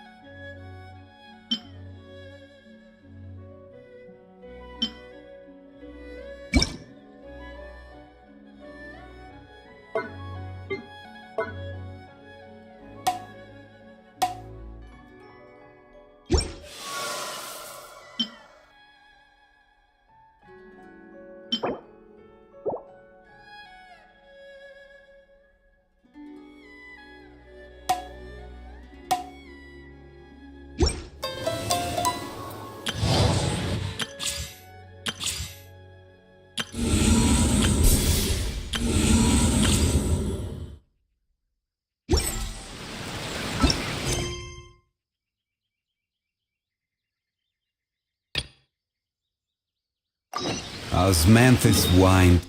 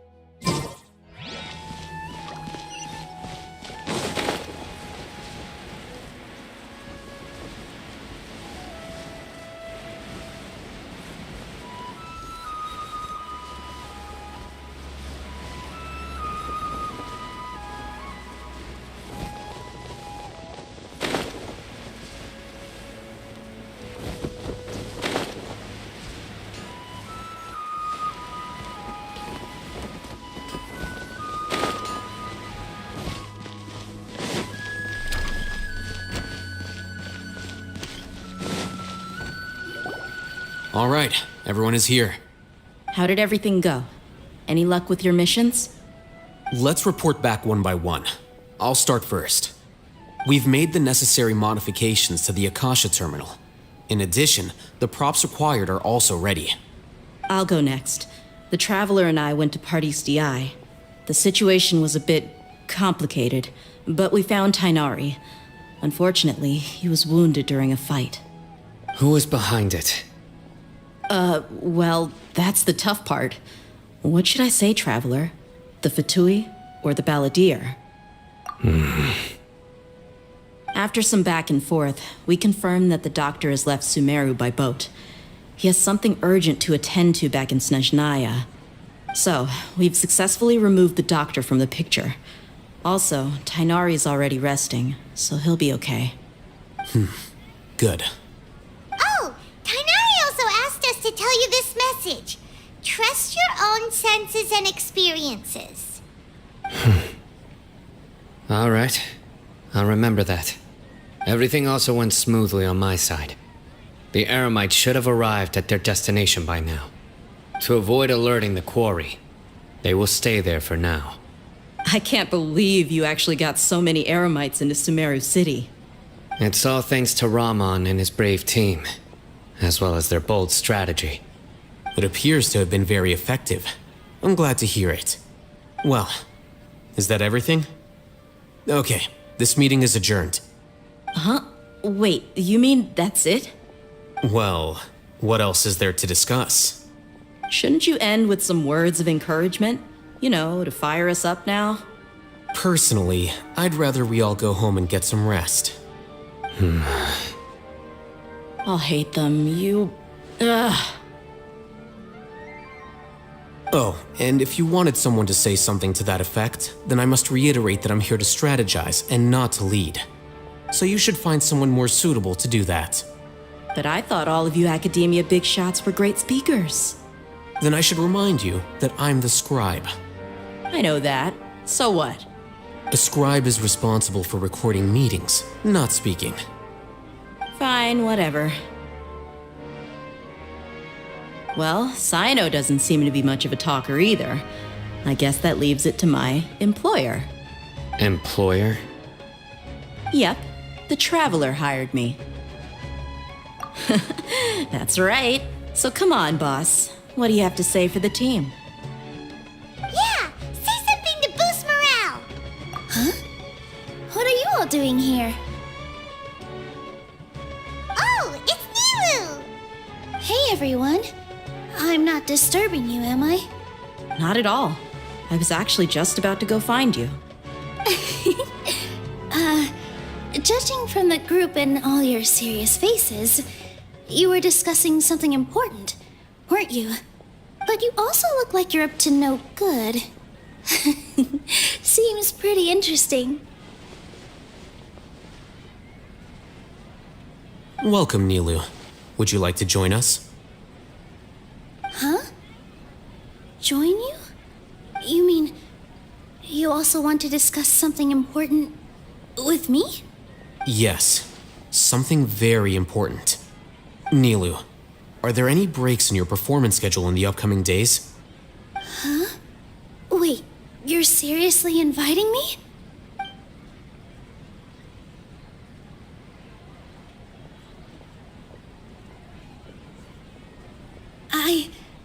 I can't believe my ears. You are truly the bravest and most passionate people of Sumeru, well, that I've ever met. Oh, right.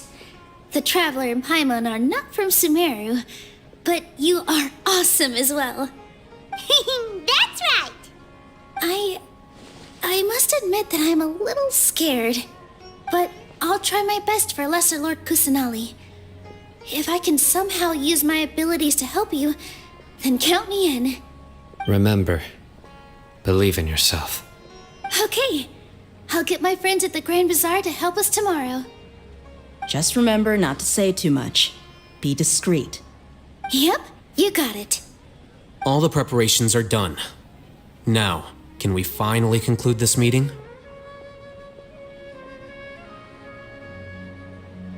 So, have you thought up what you'd like to say, boss?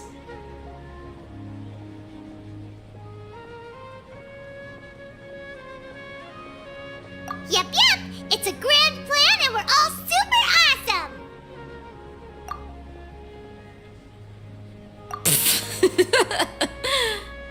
Well said. A good night's rest before an operation can be the difference between success and failure. Thankfully, I've had my place to myself recently. It's been nice and quiet. Huh?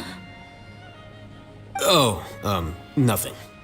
Alright, let's all go home and get a good night's sleep so we can be up early tomorrow. Okay, so I guess that means it's time to say goodnight now. Yep, good night, everyone!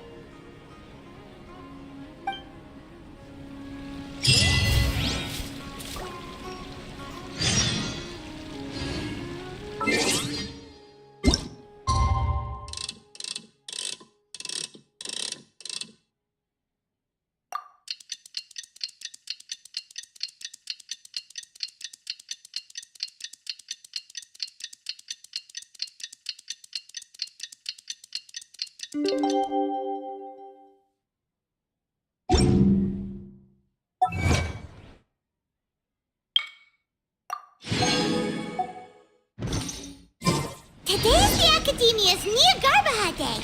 We can finally put our plan into action. Oh, Hatham should be waiting. Sorry for the wait. Preparations for the celebration are finally done. I'll call everyone over, and then we can start. Let us give you a hand. Thank you.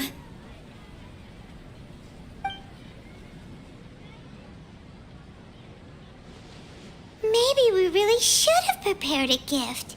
Then we could also be a part of the exchange. As it is, all we can do is wait and watch.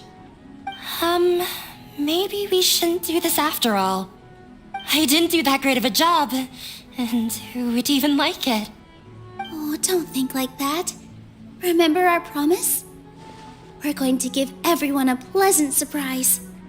And besides, you've never attended a celebration event before, so this will be a great opportunity. Everyone will love you. I'm still not really sure about this. There's nothing to be worried about. Just take a step forward and give yourself a chance.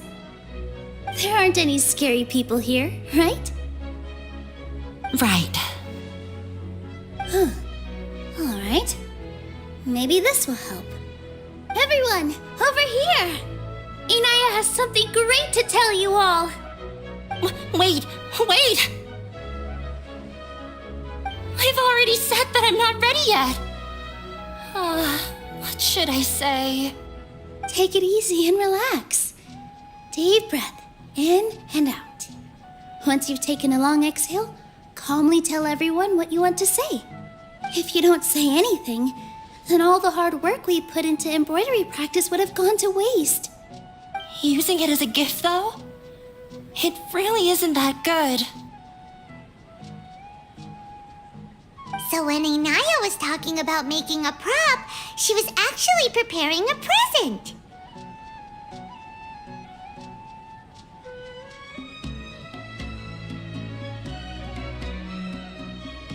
Yeah, it feels like she still doesn't really see herself as part of this community.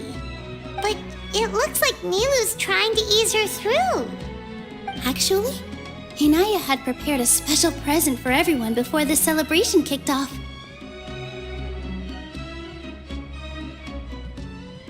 Woohoo!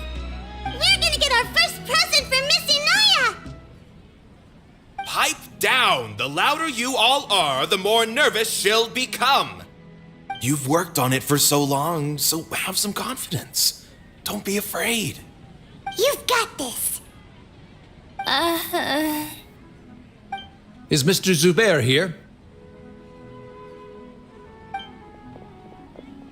Sheikh Zubair, this is an urgent notice from the Academia. This celebration, or whatever it is, must stop at once. What a condescending guy. What's his deal?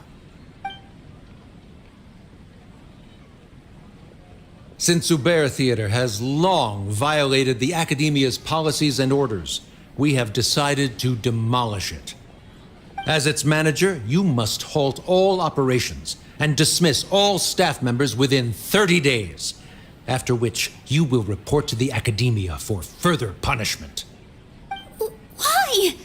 Why force us to do this all of a sudden? Little girl, this is not the first time you've been issued a warning. I didn't hear anything about demolition the last time I asked, and now I suddenly only have 30 days? We have more shows planned, but it's impossible to do anything in just 30 days. How am I supposed to explain this to my customers and staff? That issue is of no concern to me, Mr. Zubair. You seem to understand the situation quite clearly. Perhaps you can reflect on the reasons why you have failed to prepare for the scenario in advance. Demolition? Why do they want to demolish this place? The Academia has never liked us, and they've never respected our work. To them, what we do is all a waste of time. This isn't the first time they've come by. They had asked us several times in the past to improve the quality of our performances by only putting on shows they consider to be sufficiently intellectual. But our audience isn't the Academia. It's the people of the Grand Bazaar. If our shows are too difficult to understand or too removed from everyday life, nobody would watch them anymore. Changing our content would not only mean turning our backs on our vision, it would also directly lead to the loss of our livelihoods.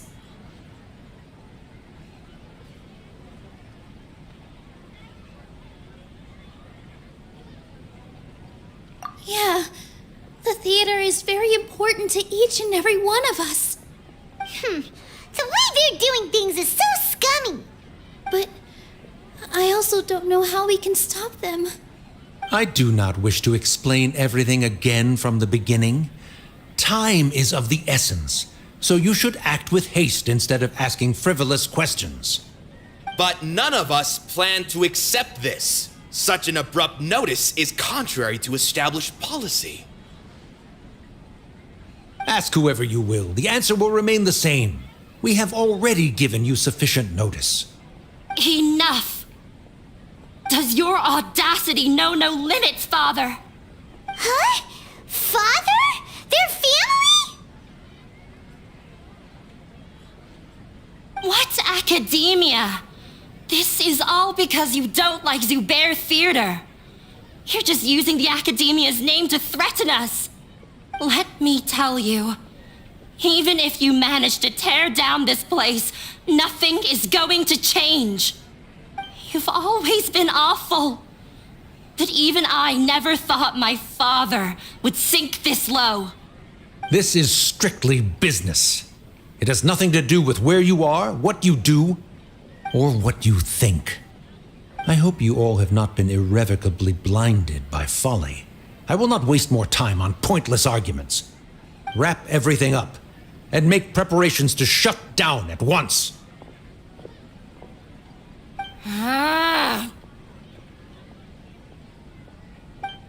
Why is he always like that? This is quite the misfortune, but there's nothing we can do. That's it for today, everyone. Let's clean up. I'll go talk to them again tomorrow. The storms that come out of the blue are always the hardest to deal with.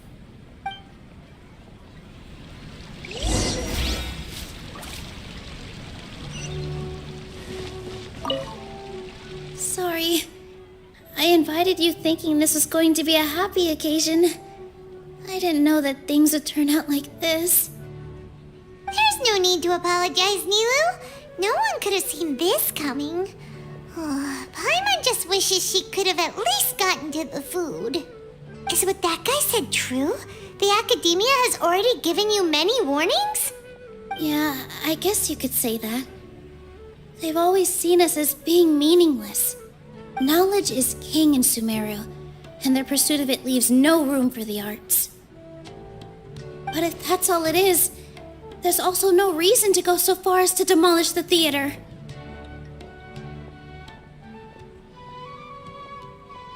After Anaya ran away from home, I brought her here to Zubair Theater. She rarely talks about her family. All I know is that she didn't get along with them. I never expected it to blow up like this.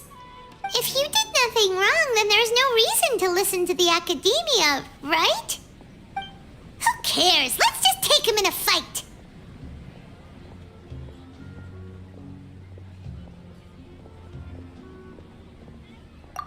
That's true. I'll try to think of something. We can't just let everyone suffer in a perpetual state of fear and uncertainty. What to do? Can you pretend to shut down, but secretly continue to hold your shows somewhere else? Or we could go through a list of customers and try to see if anyone in there might be willing to help out. That also doesn't sound like it'll work.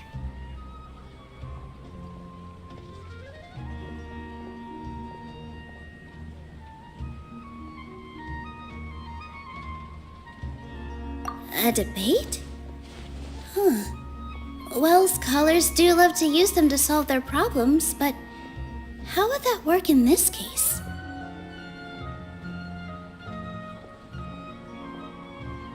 Oh, if we can prove to Inaya's father that the Academia's position doesn't hold water, then they won't have a reason to demolish the theater!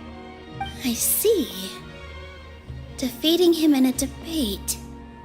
It's a good idea, but which one of us could hope to win against a researcher?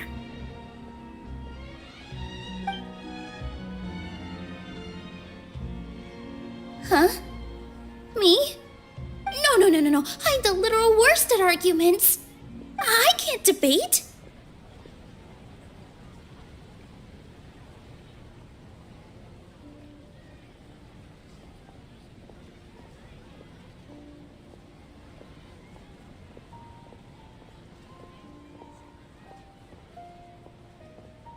Nilu, you are only so stressed out right now because you care so much about protecting the theater. This theater holds a special meaning in all of our hearts. It's irreplaceable. But I just don't know. Can I really take on such a huge responsibility?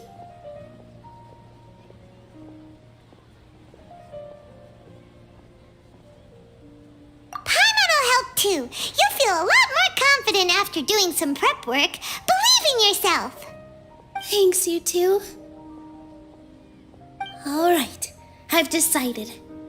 Even though I may fail, I'll do my very best for everyone's sake. That's our Nilu. We're rooting for you.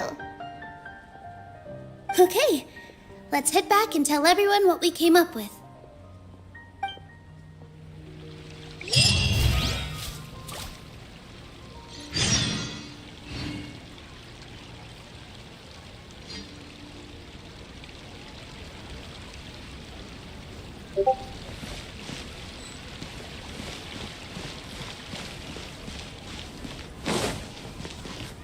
This just came out of nowhere. What'll happen next? Beats me. Everyone else must also be at a loss.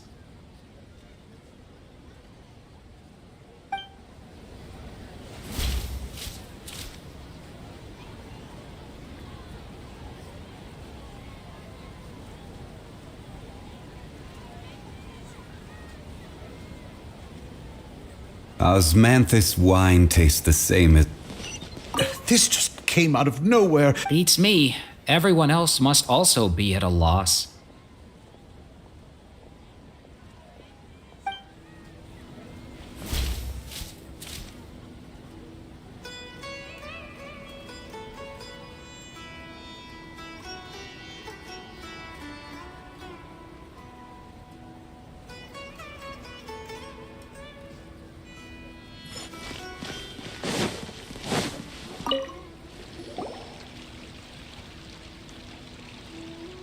Trying to best the academia in a debate is attempting the impossible.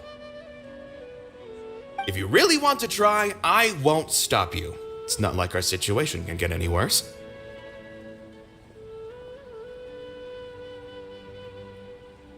I don't think it's entirely hopeless. To Sharif, Nilu's approach will come off as naive, but that kind of frankness is exactly what they lack the most. Things might turn out differently from what you expect. I am in favor of such a romantic feat. No playwright will turn down a compelling underdog story. Sure, in fiction, but I'm not sure how well that will translate to reality. I'm not saying that I don't support you, Nilu. If you need my help, just say the word. Anything is better than just standing aside and watching the theater get demolished. I'm also pitching in. Let's show the academia that we have some fight in us. Thank you, everyone. I feel a lot less nervous with your support. Not to rain on your parade, but my father is a real hard guy to deal with. He's erudite, meticulous, demanding, and exceedingly familiar with rigorous logic. It'll be extremely difficult to beat him in a debate. You all already knew that, but you just didn't want to hurt Nilu's feelings. But when all's said and done, aren't you hurting her just the same? That's enough, Inaya!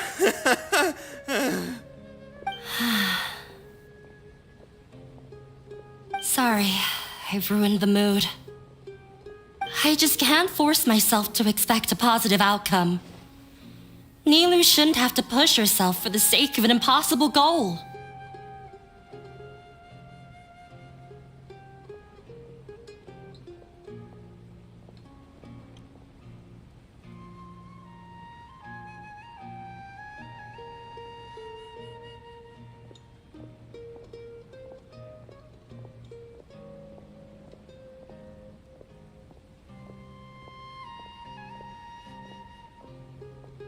Yeah, it's way too early to give up. You're right, Inaya. We're up against the academia. Everyone knows that they're very powerful. Being skeptical might actually be the more normal response. But I still want to try. I'm reluctant to just let Zubair Theater go. And it's not just me. I think everyone else here feels the same way. If we're unhappy, we should speak up and let our voices be heard. Say what's on your mind, and do what you think should be done. If we fail after that, then at least we won't have any regrets. I mean, after all, the only thing we can control right now is our choice at this very moment. I understand what you're trying to say. I also have my own intense feelings of anger and regret. Then, could I trouble you to tell your father about our plan for a debate? You can still get in touch with your family, right?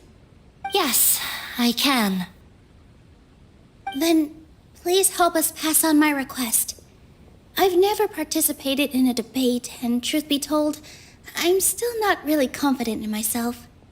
But since we've decided on a debate, I'll do my best to prepare for it. I'll gather everyone's thoughts and let them be known to all during the debate. I, by myself, definitely don't have enough wisdom to beat your father, but what about the entire theater combined? Then we should have a chance, right? Right. That's right, Miss Nilu! Beat the bad guy! Justice will prevail! Make him eat dirt! You too. We aren't getting into a fight. But thank you for your encouraging words. I'll do my best.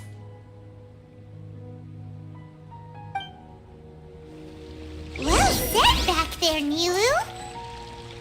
I felt that I might have said a bit too much. When the day comes, I'll get my friends. If anything goes wrong, I'll have them scream and shout and drown out whatever Sharif says. I can't do that? Fine, I'll think of something else. I didn't expect you all to challenge the academia. That reminded me of my younger years. Back then, I feared nothing and no one, and I was always charging into the most dangerous of places. I can't do things like that anymore, but those were some of the best times of my life. Sorry. If the theater really ends up getting demolished, then you, Soren, and Abi will all... It's all right. There's no need to think such heavy thoughts. Even if the building gets demolished, its people will still all be here. Have faith in the resilience of an adventurer. We can always figure something out. But won't you have regrets if things just come to an abrupt end? It'd be like when you were forced to stop adventuring. Ah, so that's what you were worrying about. Relax. I've had a lot of experience with regret.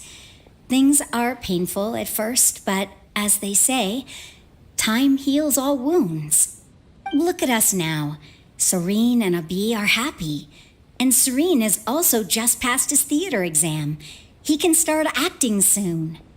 He was thrilled because he can soon perform on the same stage as you.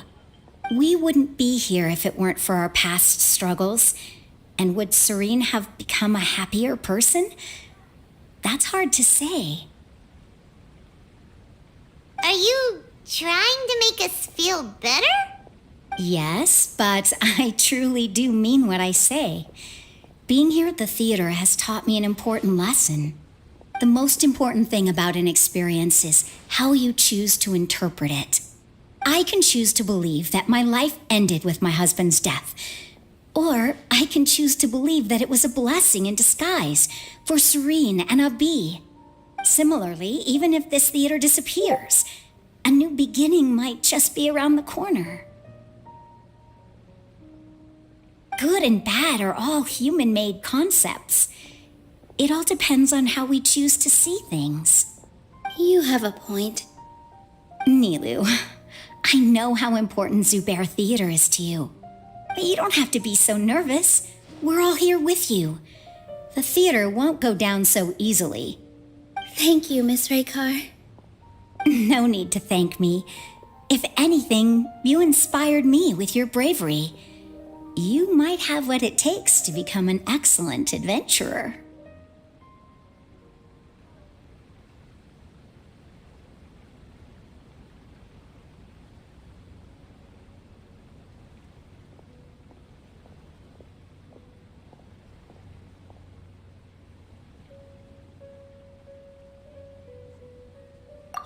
You're too kind. All right, I gotta cheer up. I can't waste everyone's words of encouragement. I feel a lot better. Good. My children and I will be cheering you on at the debate.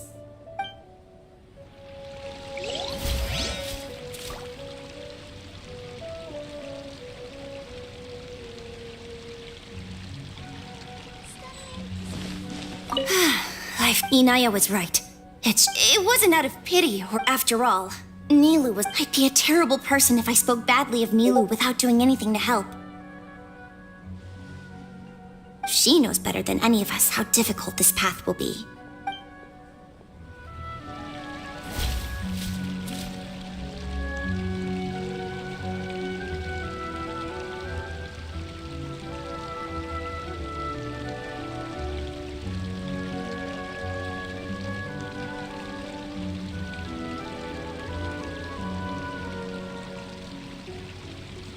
Osmanthus wine tastes the same as I remember. But where are those who share the memory?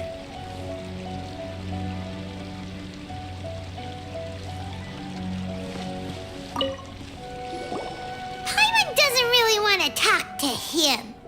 So, you've already developed some prejudices against me. And to think, I was just about to put forward a suggestion. Oh, Paimon will listen to that. Although, I know not if you have a new answer to my previous question. Now seems like an appropriate time to revisit it. What do you think is the meaning of art? Oh, this again? We probably do need to tackle this question if we want to prove the value of the arts. I don't know how to explain it, but all I know is that when my performance makes the audience happy, I also become very happy. Does that count as a meaning? You answered him so seriously. Careful, Nilou, this guy's ramblings never make any sense. No. Nilou's answer far surpasses yours, and it is close to my own. The meaning of art comes not from its creators, but from its audience. In other words, only art that can be appreciated by others will impart its essence and value upon the minds of its audience. This is something that the academia can never understand. I once pursued the mastery of art, much like how a researcher would chase wisdom and knowledge. However, the more of a connoisseur I became, the less I felt I understood. I began to question what it truly meant for art to be understood at all.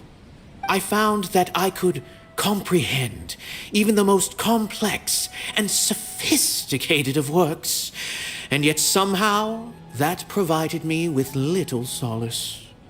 I remained even perplexed about this conundrum until I visited this theater and watched one of Nilu's performances. It was that life-changing? Everyone here had a joyous part in the overall experience. The actors upon the stage basked in the love of their audience, while those in the house immersed themselves in the wondrous ambiance. In all honesty, from a purely critical point of view, the performances here are exceedingly average. Hey, don't say something like that.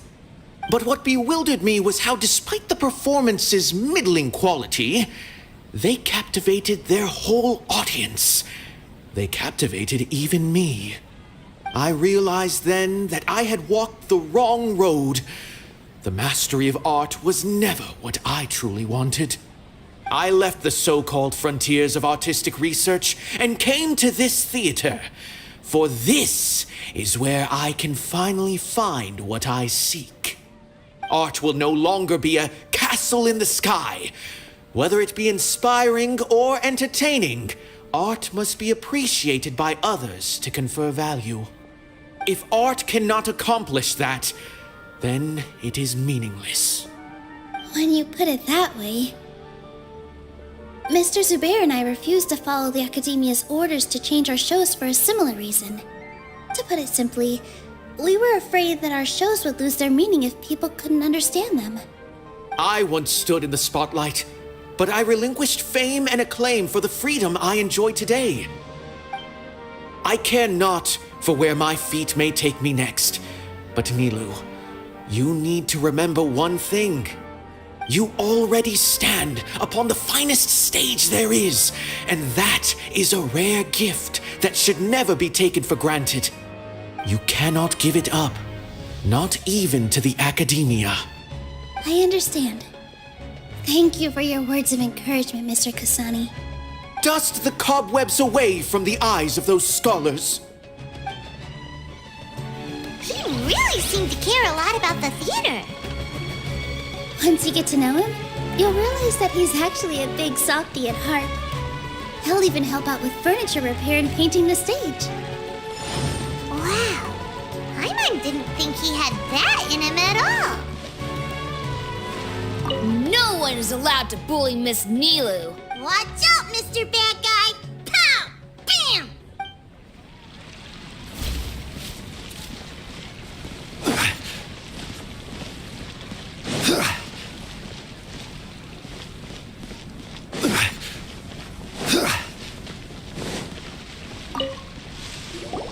Mr. Zubair, we're trying to put together a list of arguments that might be useful. Any ideas? It won't be difficult to explain our position. They're in the wrong, and they know it. I have meticulously managed this theater's affairs for years, and I have abided by every procedure and obtained every permit. I did all of that to protect ourselves if something like this were to occur. I didn't expect them to disregard the rules altogether.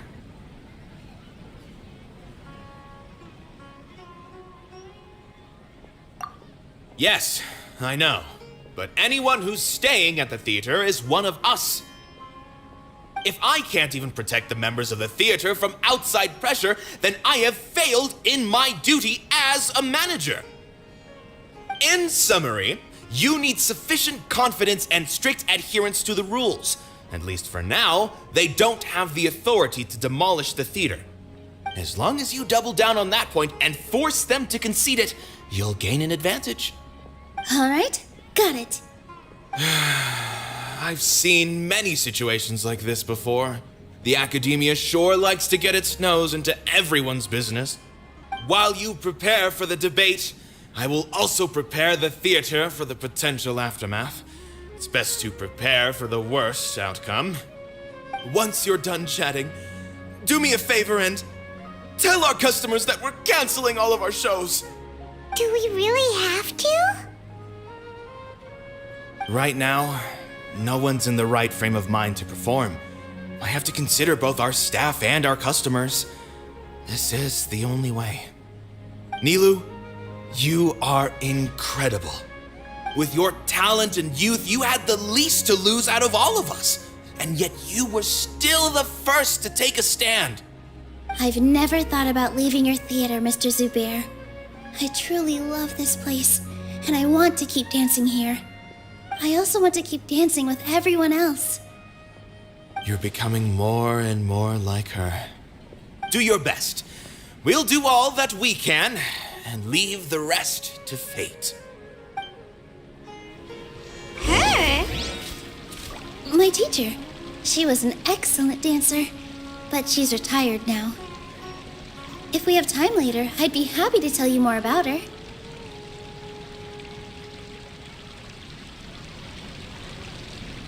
Osmanthus wine tastes the same as I remember.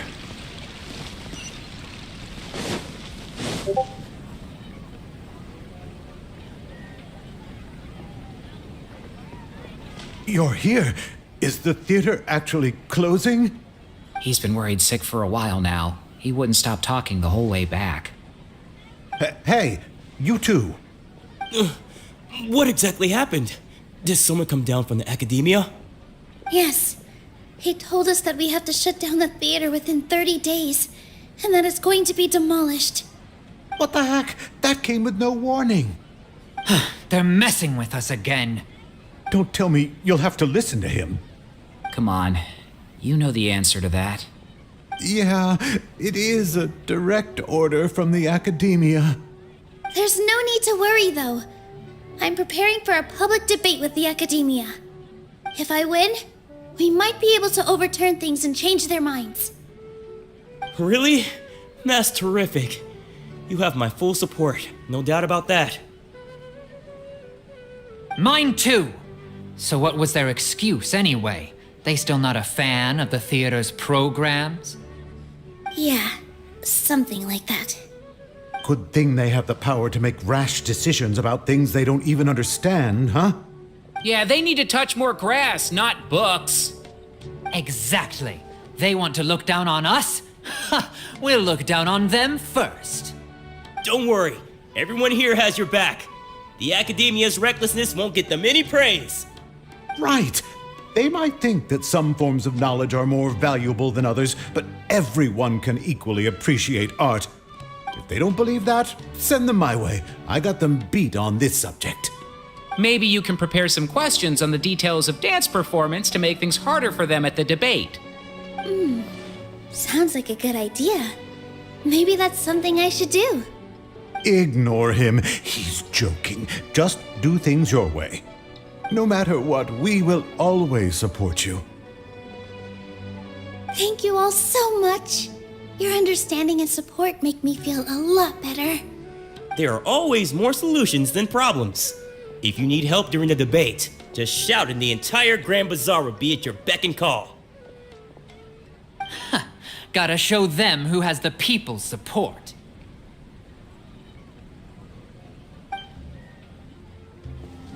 I feel like the pieces are starting to fall into place.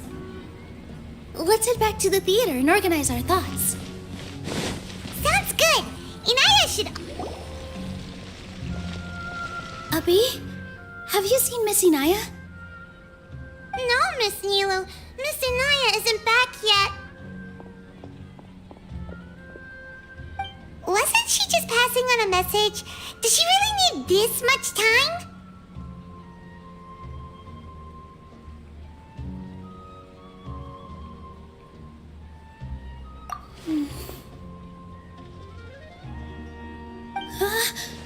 Oh no. Traveler, Paimon, I think I've messed up big time. What if Inaya never planned to come back? What?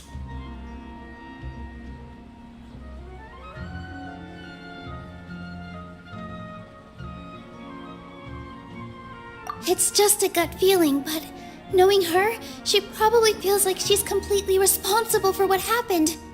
She probably thinks that all of this happened because she was staying here. Oh, right. As soon as her father showed up, she said that her father was targeting her. So she's felt like that this whole time. She has a long-standing conflict with her father. That's why she ran away from home.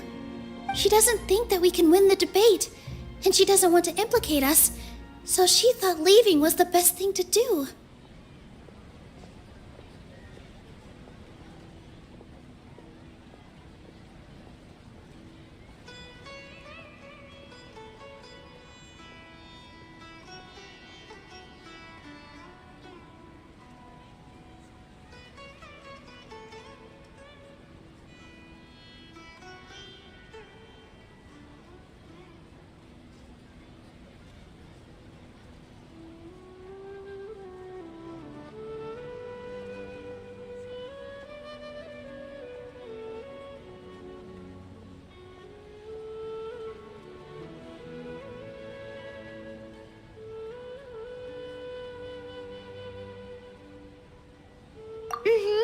And then she just quietly left afterward.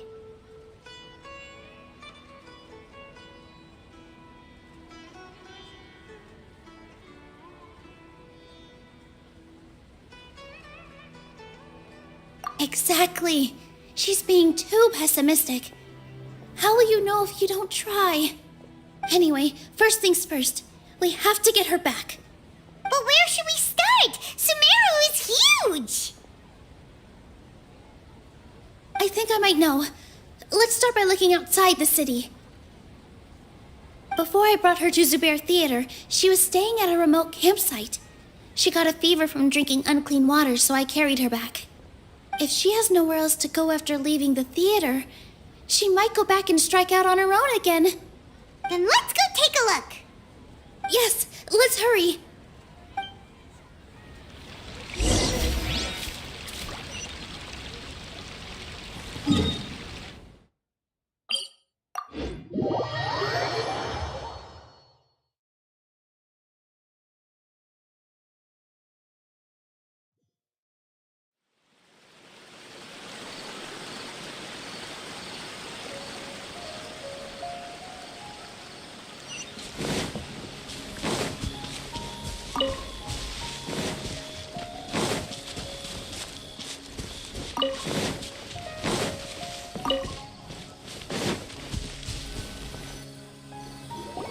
There are signs that someone had stayed here very recently. But we can't confirm if it was Inaya or not. Let's take a look around first. Did you hear that? I heard it too. Let's investigate.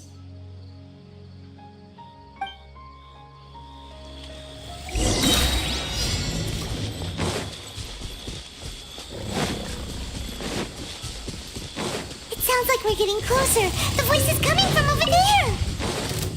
Yes, we're almost there. Stay back! It's Inaya! She's being attacked by wild animals! Inaya, don't be scared! We're coming to help!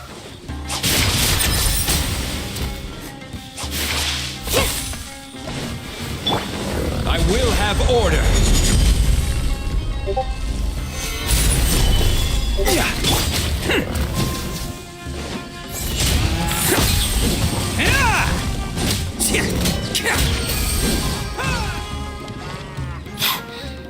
Thank you.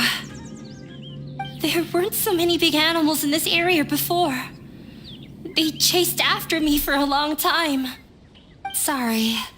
I'm causing trouble for you again. Why did you leave by yourself? You really don't think we have a chance at winning the debate? No. I just thought it would take too much effort.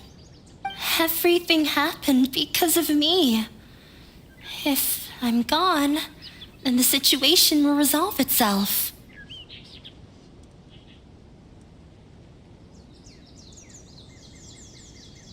Yeah! Everyone's working together towards a happier ending. No one should be singled out for blame. It's all right if it's me. As long as the theater won't get demolished. You guys are the kindest people I've ever met.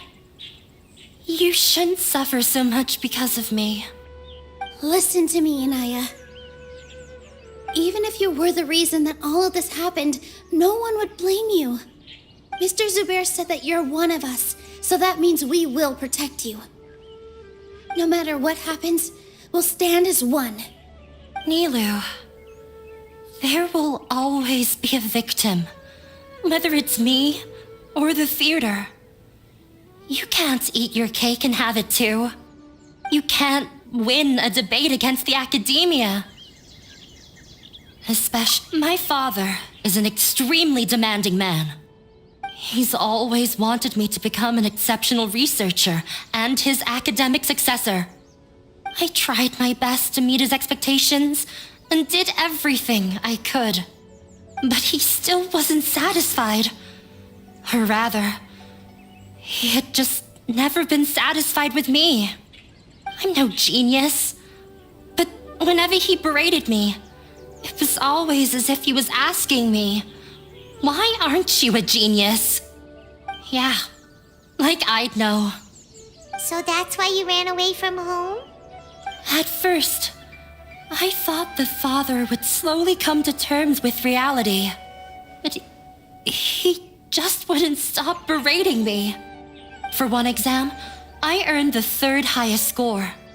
I thought that all my hard work had finally paid off, and that I could finally make father feel some modicum of joy.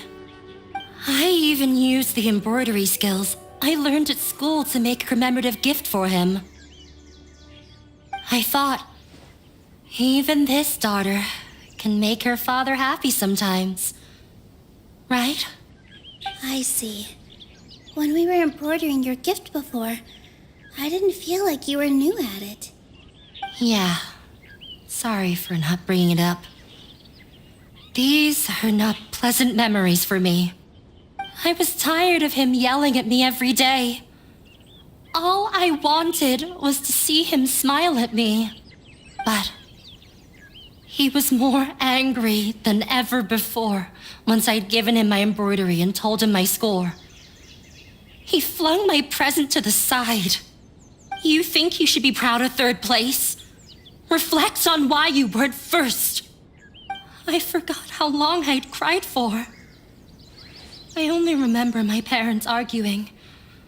My mother also thought he went overboard. They argued for such a long time. My father eventually stormed out and slammed the door behind him.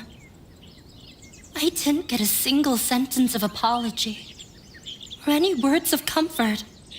I've completely given up. We're destined to never understand each other. How horrible! I don't think you can beat him in a debate. Because he doesn't even understand what kind of place a theater is. He can never understand the relationship performers have with their audience. His life is devoid of camaraderie or friendship. He just wants everything to happen according to his wishes, as if the world revolves around him. What we cherish, our little place in this world, means nothing to him. It sounds like your past has had a huge impact on you. I understand now, Inaya. But when we were preparing for the debate, I heard something quite wise. Maybe it'll help you.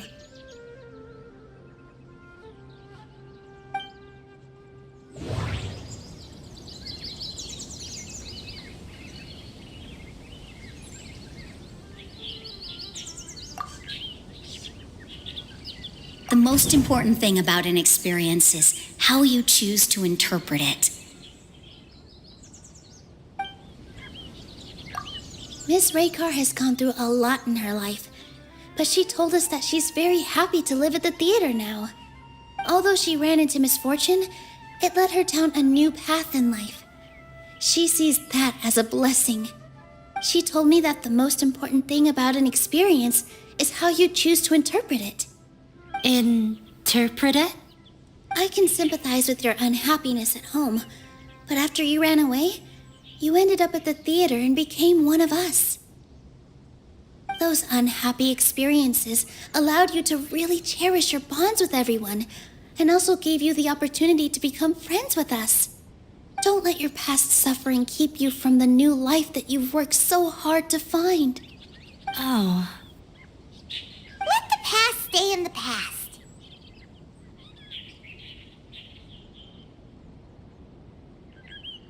When I ran away from home, I swore that I would leave my family conflicts behind. But you're right. All I'm doing now is falling right back into it. Maybe you'll disappoint him, but that doesn't matter. You have a new future waiting for you. Don't let go of the answer you've worked so hard to find. That's right. If we put our heads together, there's bound to be a way. You're right. There's nothing to be afraid of. I'm not trying to meet his expectations. So why should I give up because of him? I can't afford to lose anything more. We have to win. The debate will not only protect Zubair Theater, but also allow me to settle things with Father. That's the spirit! Let's go. I'll tell my father about the debate. I know him very well. Even if he looks down on us, I know how to make him accept. All right, let's go.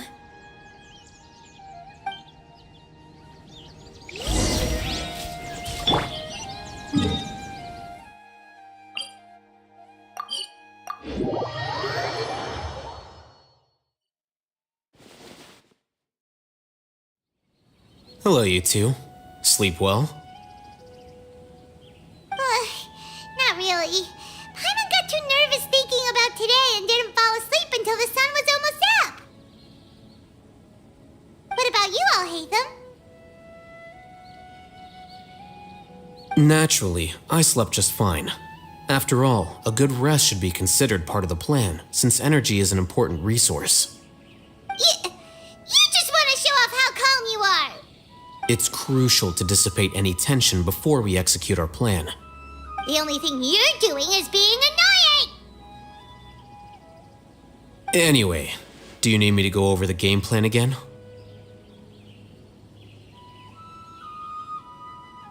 Our target is Grand Sage Azar's office. Everyone in the Academia knows that's where the Grand Sage's console is. Only they can operate it. Many restricted commands and operations are executed via that console. I'm sure that console has a way to free Lesser Lord Kusanali. You know, Paimon's been thinking, what kind of technology could let the sages imprison even a god? That isn't something they could have accomplished with their scholarly talents alone. In the Sanctuary of Surasthana, there's a device of Greater Lord Rukkhadevata's that she once used to isolate herself while meditating. 500 years ago, the Grand Sage at the time modified the device so that it can no longer be controlled from the inside. They were effectively trapping one god with the power of another. So, how are we gonna get to the Grand Sage's office? Don't forget, today is Nyagarbha Day, arguably the most important day to the Academia. The sages and core Academia personnel are busy loading the latest batch of research developments and legal decrees into knowledge capsules so that they can be entered into the Akasha. All the Darshan's researchers have their noses to the grindstone, and the Academia's grounds are flowing with all sorts of people. It's the perfect time for an infiltration. When the Grand Sage leaves his office to supervise the entering process, that's our cue to access the console and free the Dendro Archon. Well, yes. That's just the visible side of our plan, after all. If precedence holds, the Academia should have already started preparing for Nyagarbha Day. Everyone should be in position. All that's left is for us to lead the charge. Let's go.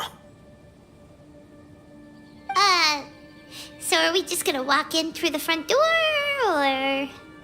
Yes. Were you expecting a stealthier approach? Paimon can't think of a good comeback. Alright, it's all on Al-Haytham if things go south.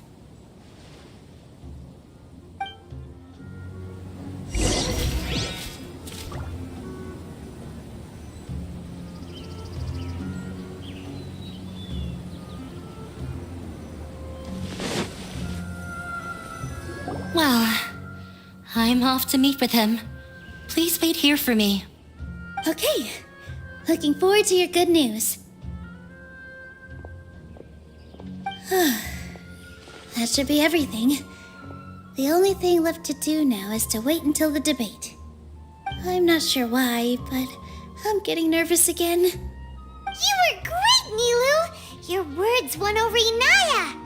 Talk like that during the debate, and you'll get an easy win! Thanks for that, Paimon. But I still feel like it'll be an uphill battle. I need to be calmer, cooler, and more collected. Yeah, I'm acting as everyone's representative, so I'll need to act brave, even if I won't feel like it. Huh? What's left? Huh? What a strange question. Isn't a theater just a theater? Why would it need to be anything else? Wait, you're not asking what the theater does, but what it is. Let me think. How can I put this?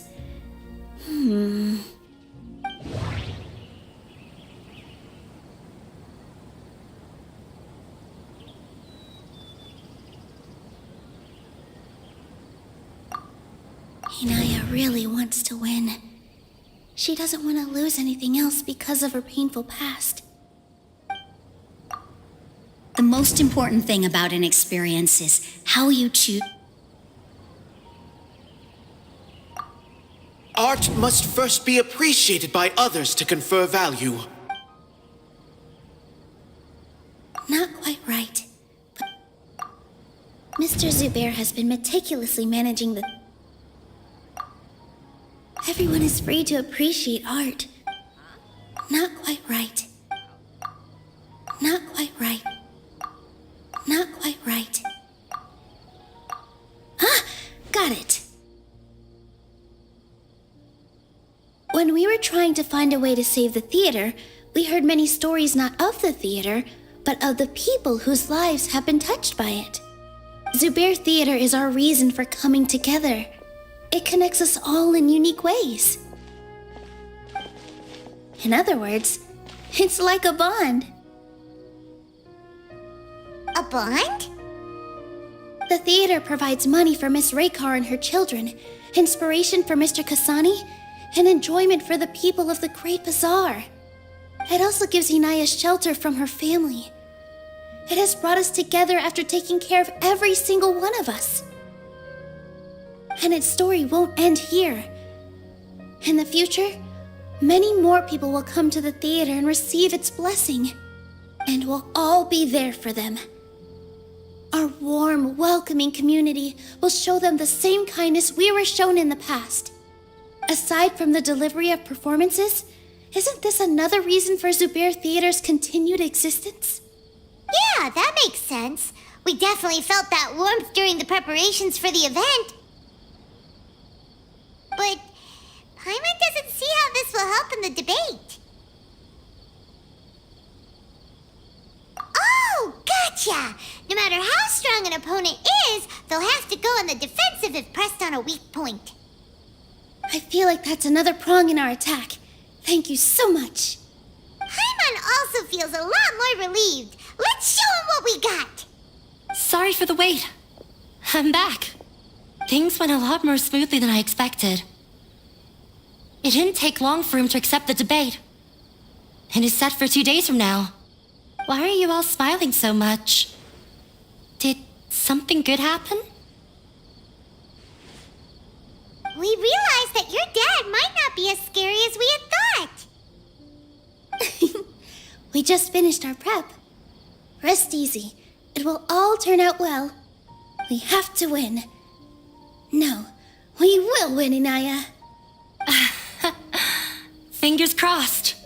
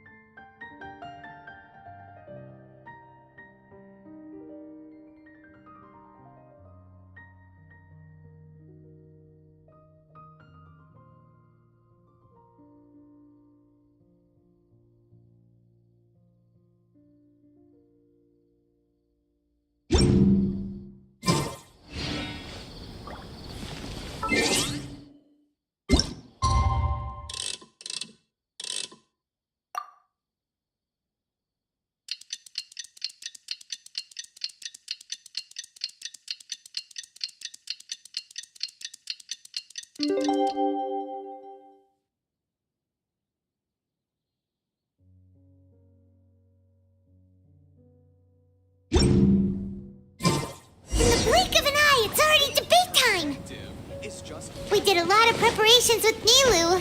Hopefully they were helpful.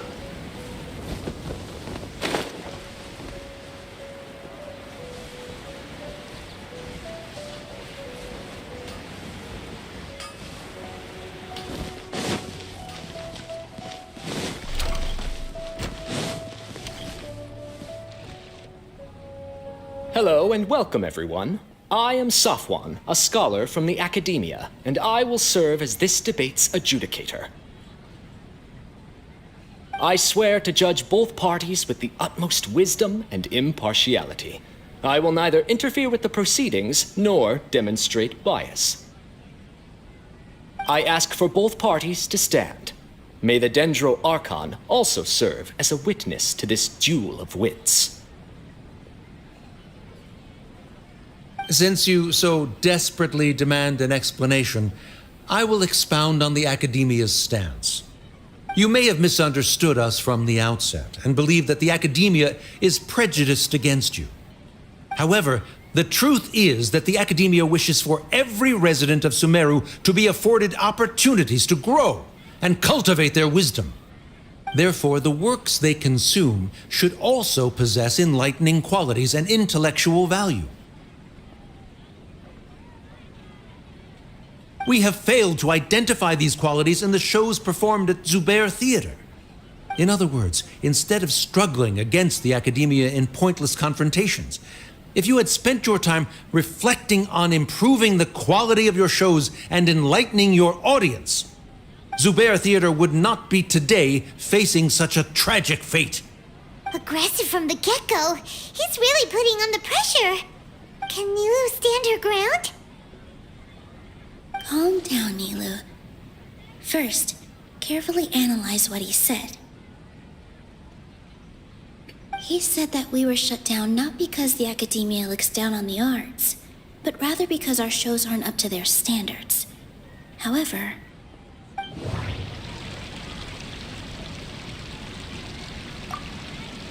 the theater carries everyone's feeling. Everyone is free to appreciate. Mr. Zubair has been meticulously. Art must first be appreciated. The most important thing about an experience. Don't think that. Don't think think that would... In your eyes, our shows can't meet the Academia's expectations. Shouldn't it be the audience who decides if a show is intellectual or enlightening? Why is someone from the Academia judging that? Also, I believe that there is no such thing as a wiser or more enlightening performance. Art doesn't discriminate, and it appeals to all. Everyone has the right to appreciate art. Appreciation is but a primitive form of satisfaction. Guidance and enlightenment are necessary if we are to induce growth in the performers as well as the audience. This stance holds performers to a higher standard and encourages the development of the arts. If all performances are simple-minded, require little effort to comprehend, and lack any impetus for the betterment of society, then the people will not be able to develop a greater level of artistic understanding. Nurturing the populace's understanding requires a long and arduous process, and guiding this process is the Academia's true goal. He changed the topic without batting an eye. Good thing I'm prepared. If I remember correctly, what I should say here is...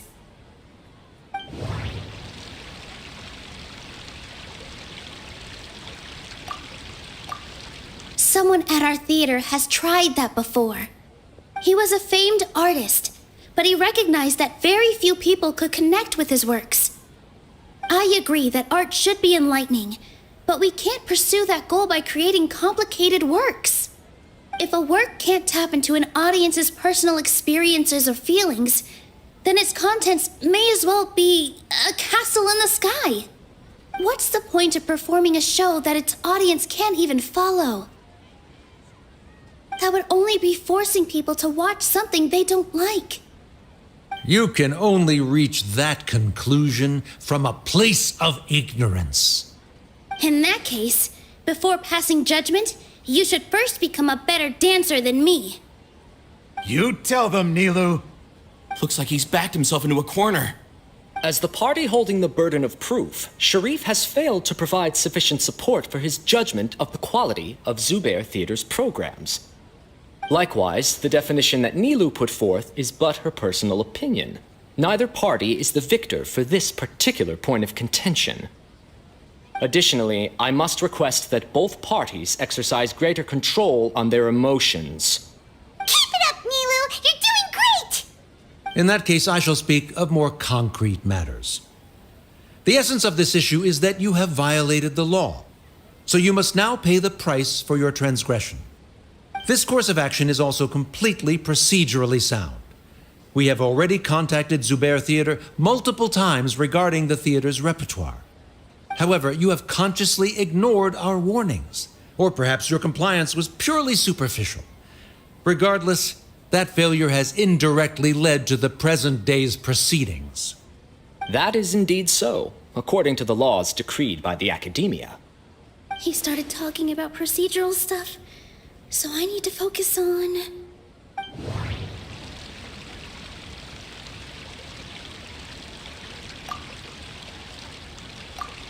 Mr. Zubair has already provided signed copies of all documentation related to our operations. Everything is perfectly filled out and valid. Although the theater's performances don't align with the Academia's requests, the law doesn't say that Zubair Theater can be demolished only because of that reason. Demolition notices need to be provided in writing and made available to the public.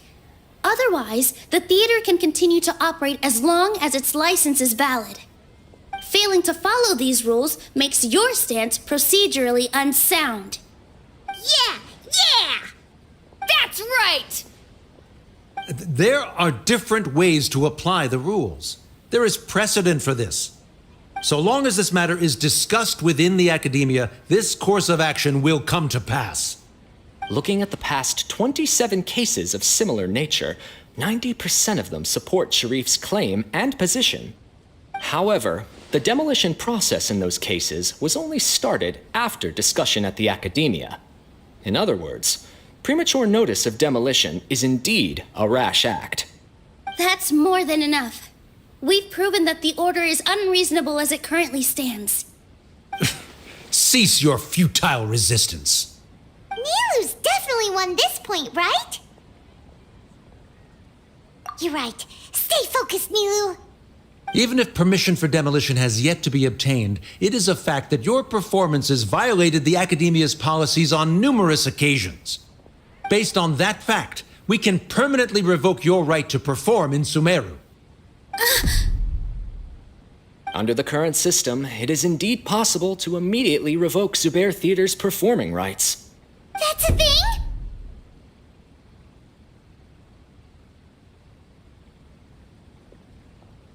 Rather than protecting Zubair Theater, I surmise that your true intention is to maintain your hold over your audience and their patronage as your source of income. Without them, Zubair Theater is nothing more than an empty building. And without its performances, the theater has nothing else of value. What you said isn't true at all. Keep it cool,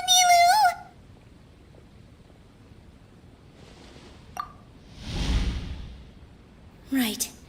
I need to keep calm, but he... Just a little more. Zubair Theater isn't just a performance venue to us.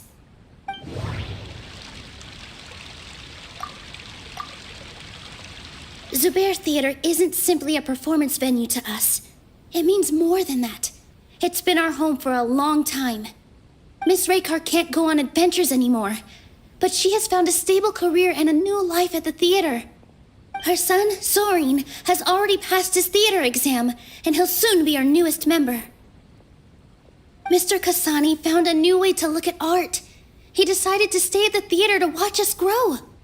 Mr. Farhad and Mr. Hushang visit even when there isn't a show going on, and they always tell us lots of entertaining stories. Even Inaya wants to stay with us, and she's starting to look forward to a new future. Zubair Theater exists for them, for every single one of us.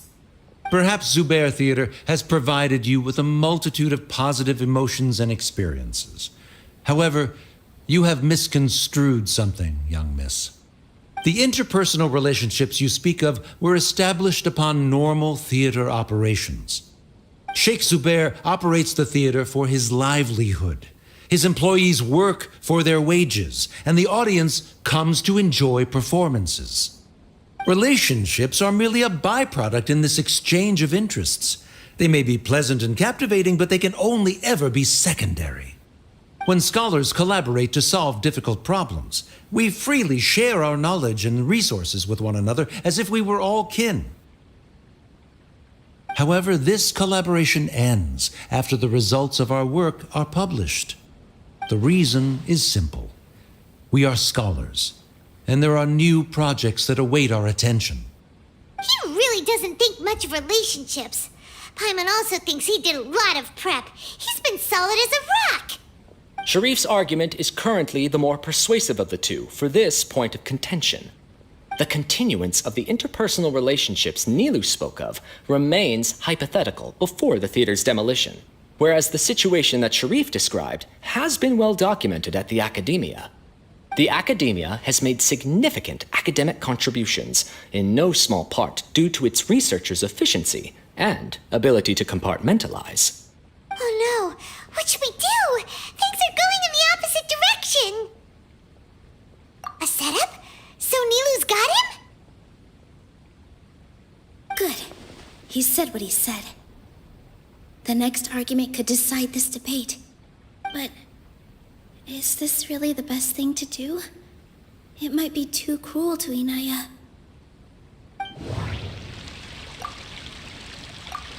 She already agreed to this. She wants to win, no matter what. Me too. Mr. Sharif believes that interpersonal relationships are a byproduct of working towards a goal. Once that goal is achieved or abandoned, those relationships would have no more reason to continue. Then, if someone has failed to live up to his expectations... If someone has failed to live up to your expectations and ran away from home, then she shouldn't be your daughter anymore. Right? Inaya... Sorry, Nilu. As expected, I should be the one to say it. You don't need to shoulder this responsibility for me. If in your eyes, the purpose of my existence is to become your academic successor, then that goal has ended in complete failure. By your logic, that means there is no more reason to sustain our relationship as father and daughter. Members of the audience who do not belong to either debate party, please speak with caution. Let her speak. What she does not say, Nilu will. No matter how many disagreements we've had, the truth is that you are still my father. You're so immersed in your own world, you can't understand why we come together for the sake of relationships. Yeah, don't look down on us. You can watch a dance anywhere, but there's only one Zubair Theater. I'm almost starting to feel sorry for this guy, what with the idiotic things he said. Order! Order! Members of the audience, do not interrupt debate proceedings. I confess that this is the final argument we had prepared. Disown me, and you will win the debate. But before that, Father, I have some final words to say. I've been doing some soul searching. Not about whether I should have run away from home, but whether there was any point to my personal rebellion against you. I kept trying to earn your approval, but I only disappointed you over and over. The truth is, I ran away from home as a means to vent my recurring frustrations.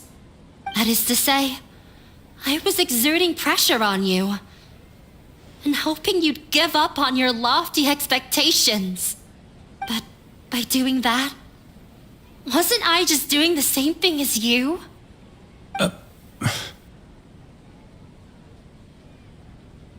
I won't force my expectations upon you anymore.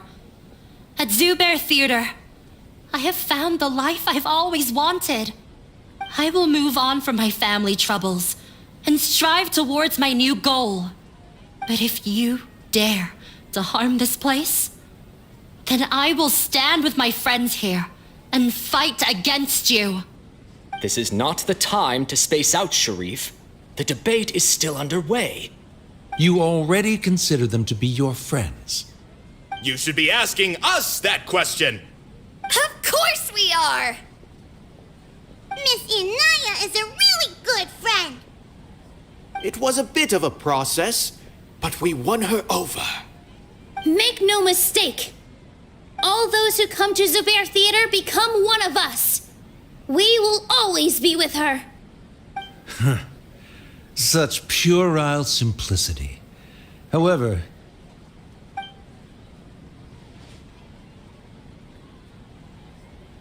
it is surprisingly a relief. Wait, what are you... never mind. They left? Does that mean we've won?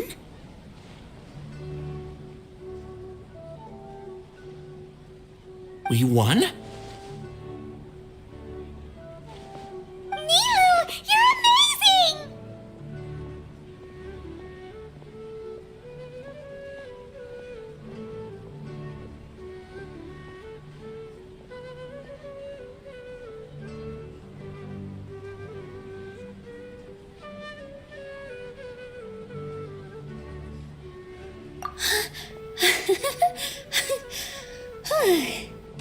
I relaxed for a moment and I feel a little faint. It looks like he still has a place for her in his heart. Terrific work, Nilu and Anaya. They likely won't cause any more trouble for us. Didn't know you could get so fierce. I have a lot of newfound respect for you two. This really took a lot out of me, though. I don't ever want to do this again. Both Miss Nilu and Miss Inaya were so cool! Should we throw a second round of celebrations?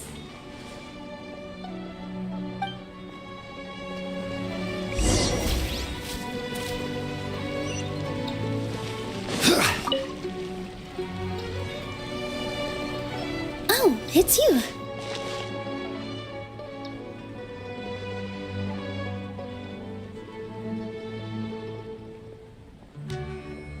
Yes, I feel a lot better. The more I think back on everything, the more surreal it all feels. I don't think I could repeat what I did a second time.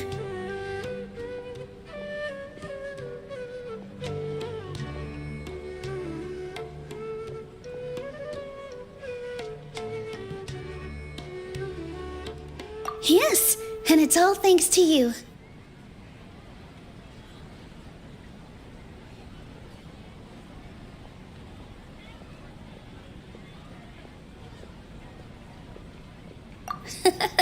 I see. You mean how fate brought me to the theater, right? Then I'll have to tell you about my teacher who Mr. Zubair had mentioned. Mr. Zubair opened his theater when I was still a child. There was a beautiful dancer, and from the moment I saw her, I couldn't look away. I thought to myself, the gods must have blessed her with such talent. But later on, she would actually smile down at me and say, just the opposite, in fact.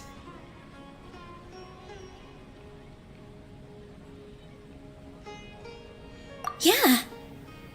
She said, dance is an art born from toil. It isn't a gift from the gods, but a creation by our own hands. It is a beautiful thing born from our life experiences.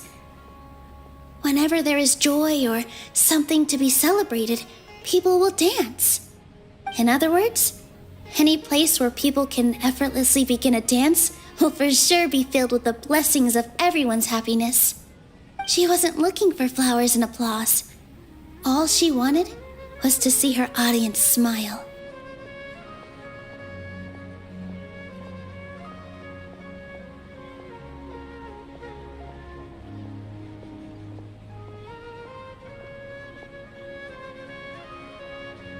Right.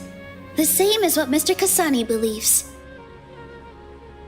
I was completely moved by what she had said, so I started taking dance lessons from her. And later on, I began to dance here in her stead. Before she retired, she told me, for as long as you live, never forget what dance means to others. This is why Mr. Zubair and I never intended to listen to the academia. Even though it ended up causing everyone a whole lot of trouble, thankfully, everything worked out in the end.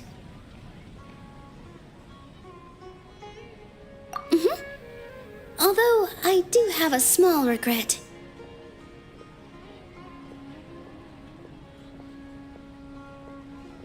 Yeah, even though she has already decided to stop fighting with her father, they never managed to have a real conversation with each other. Before he left, Mr. Sharif looked like he had a lot on his mind. He probably has a lot of things he wants to say, but will now perhaps never get a chance to.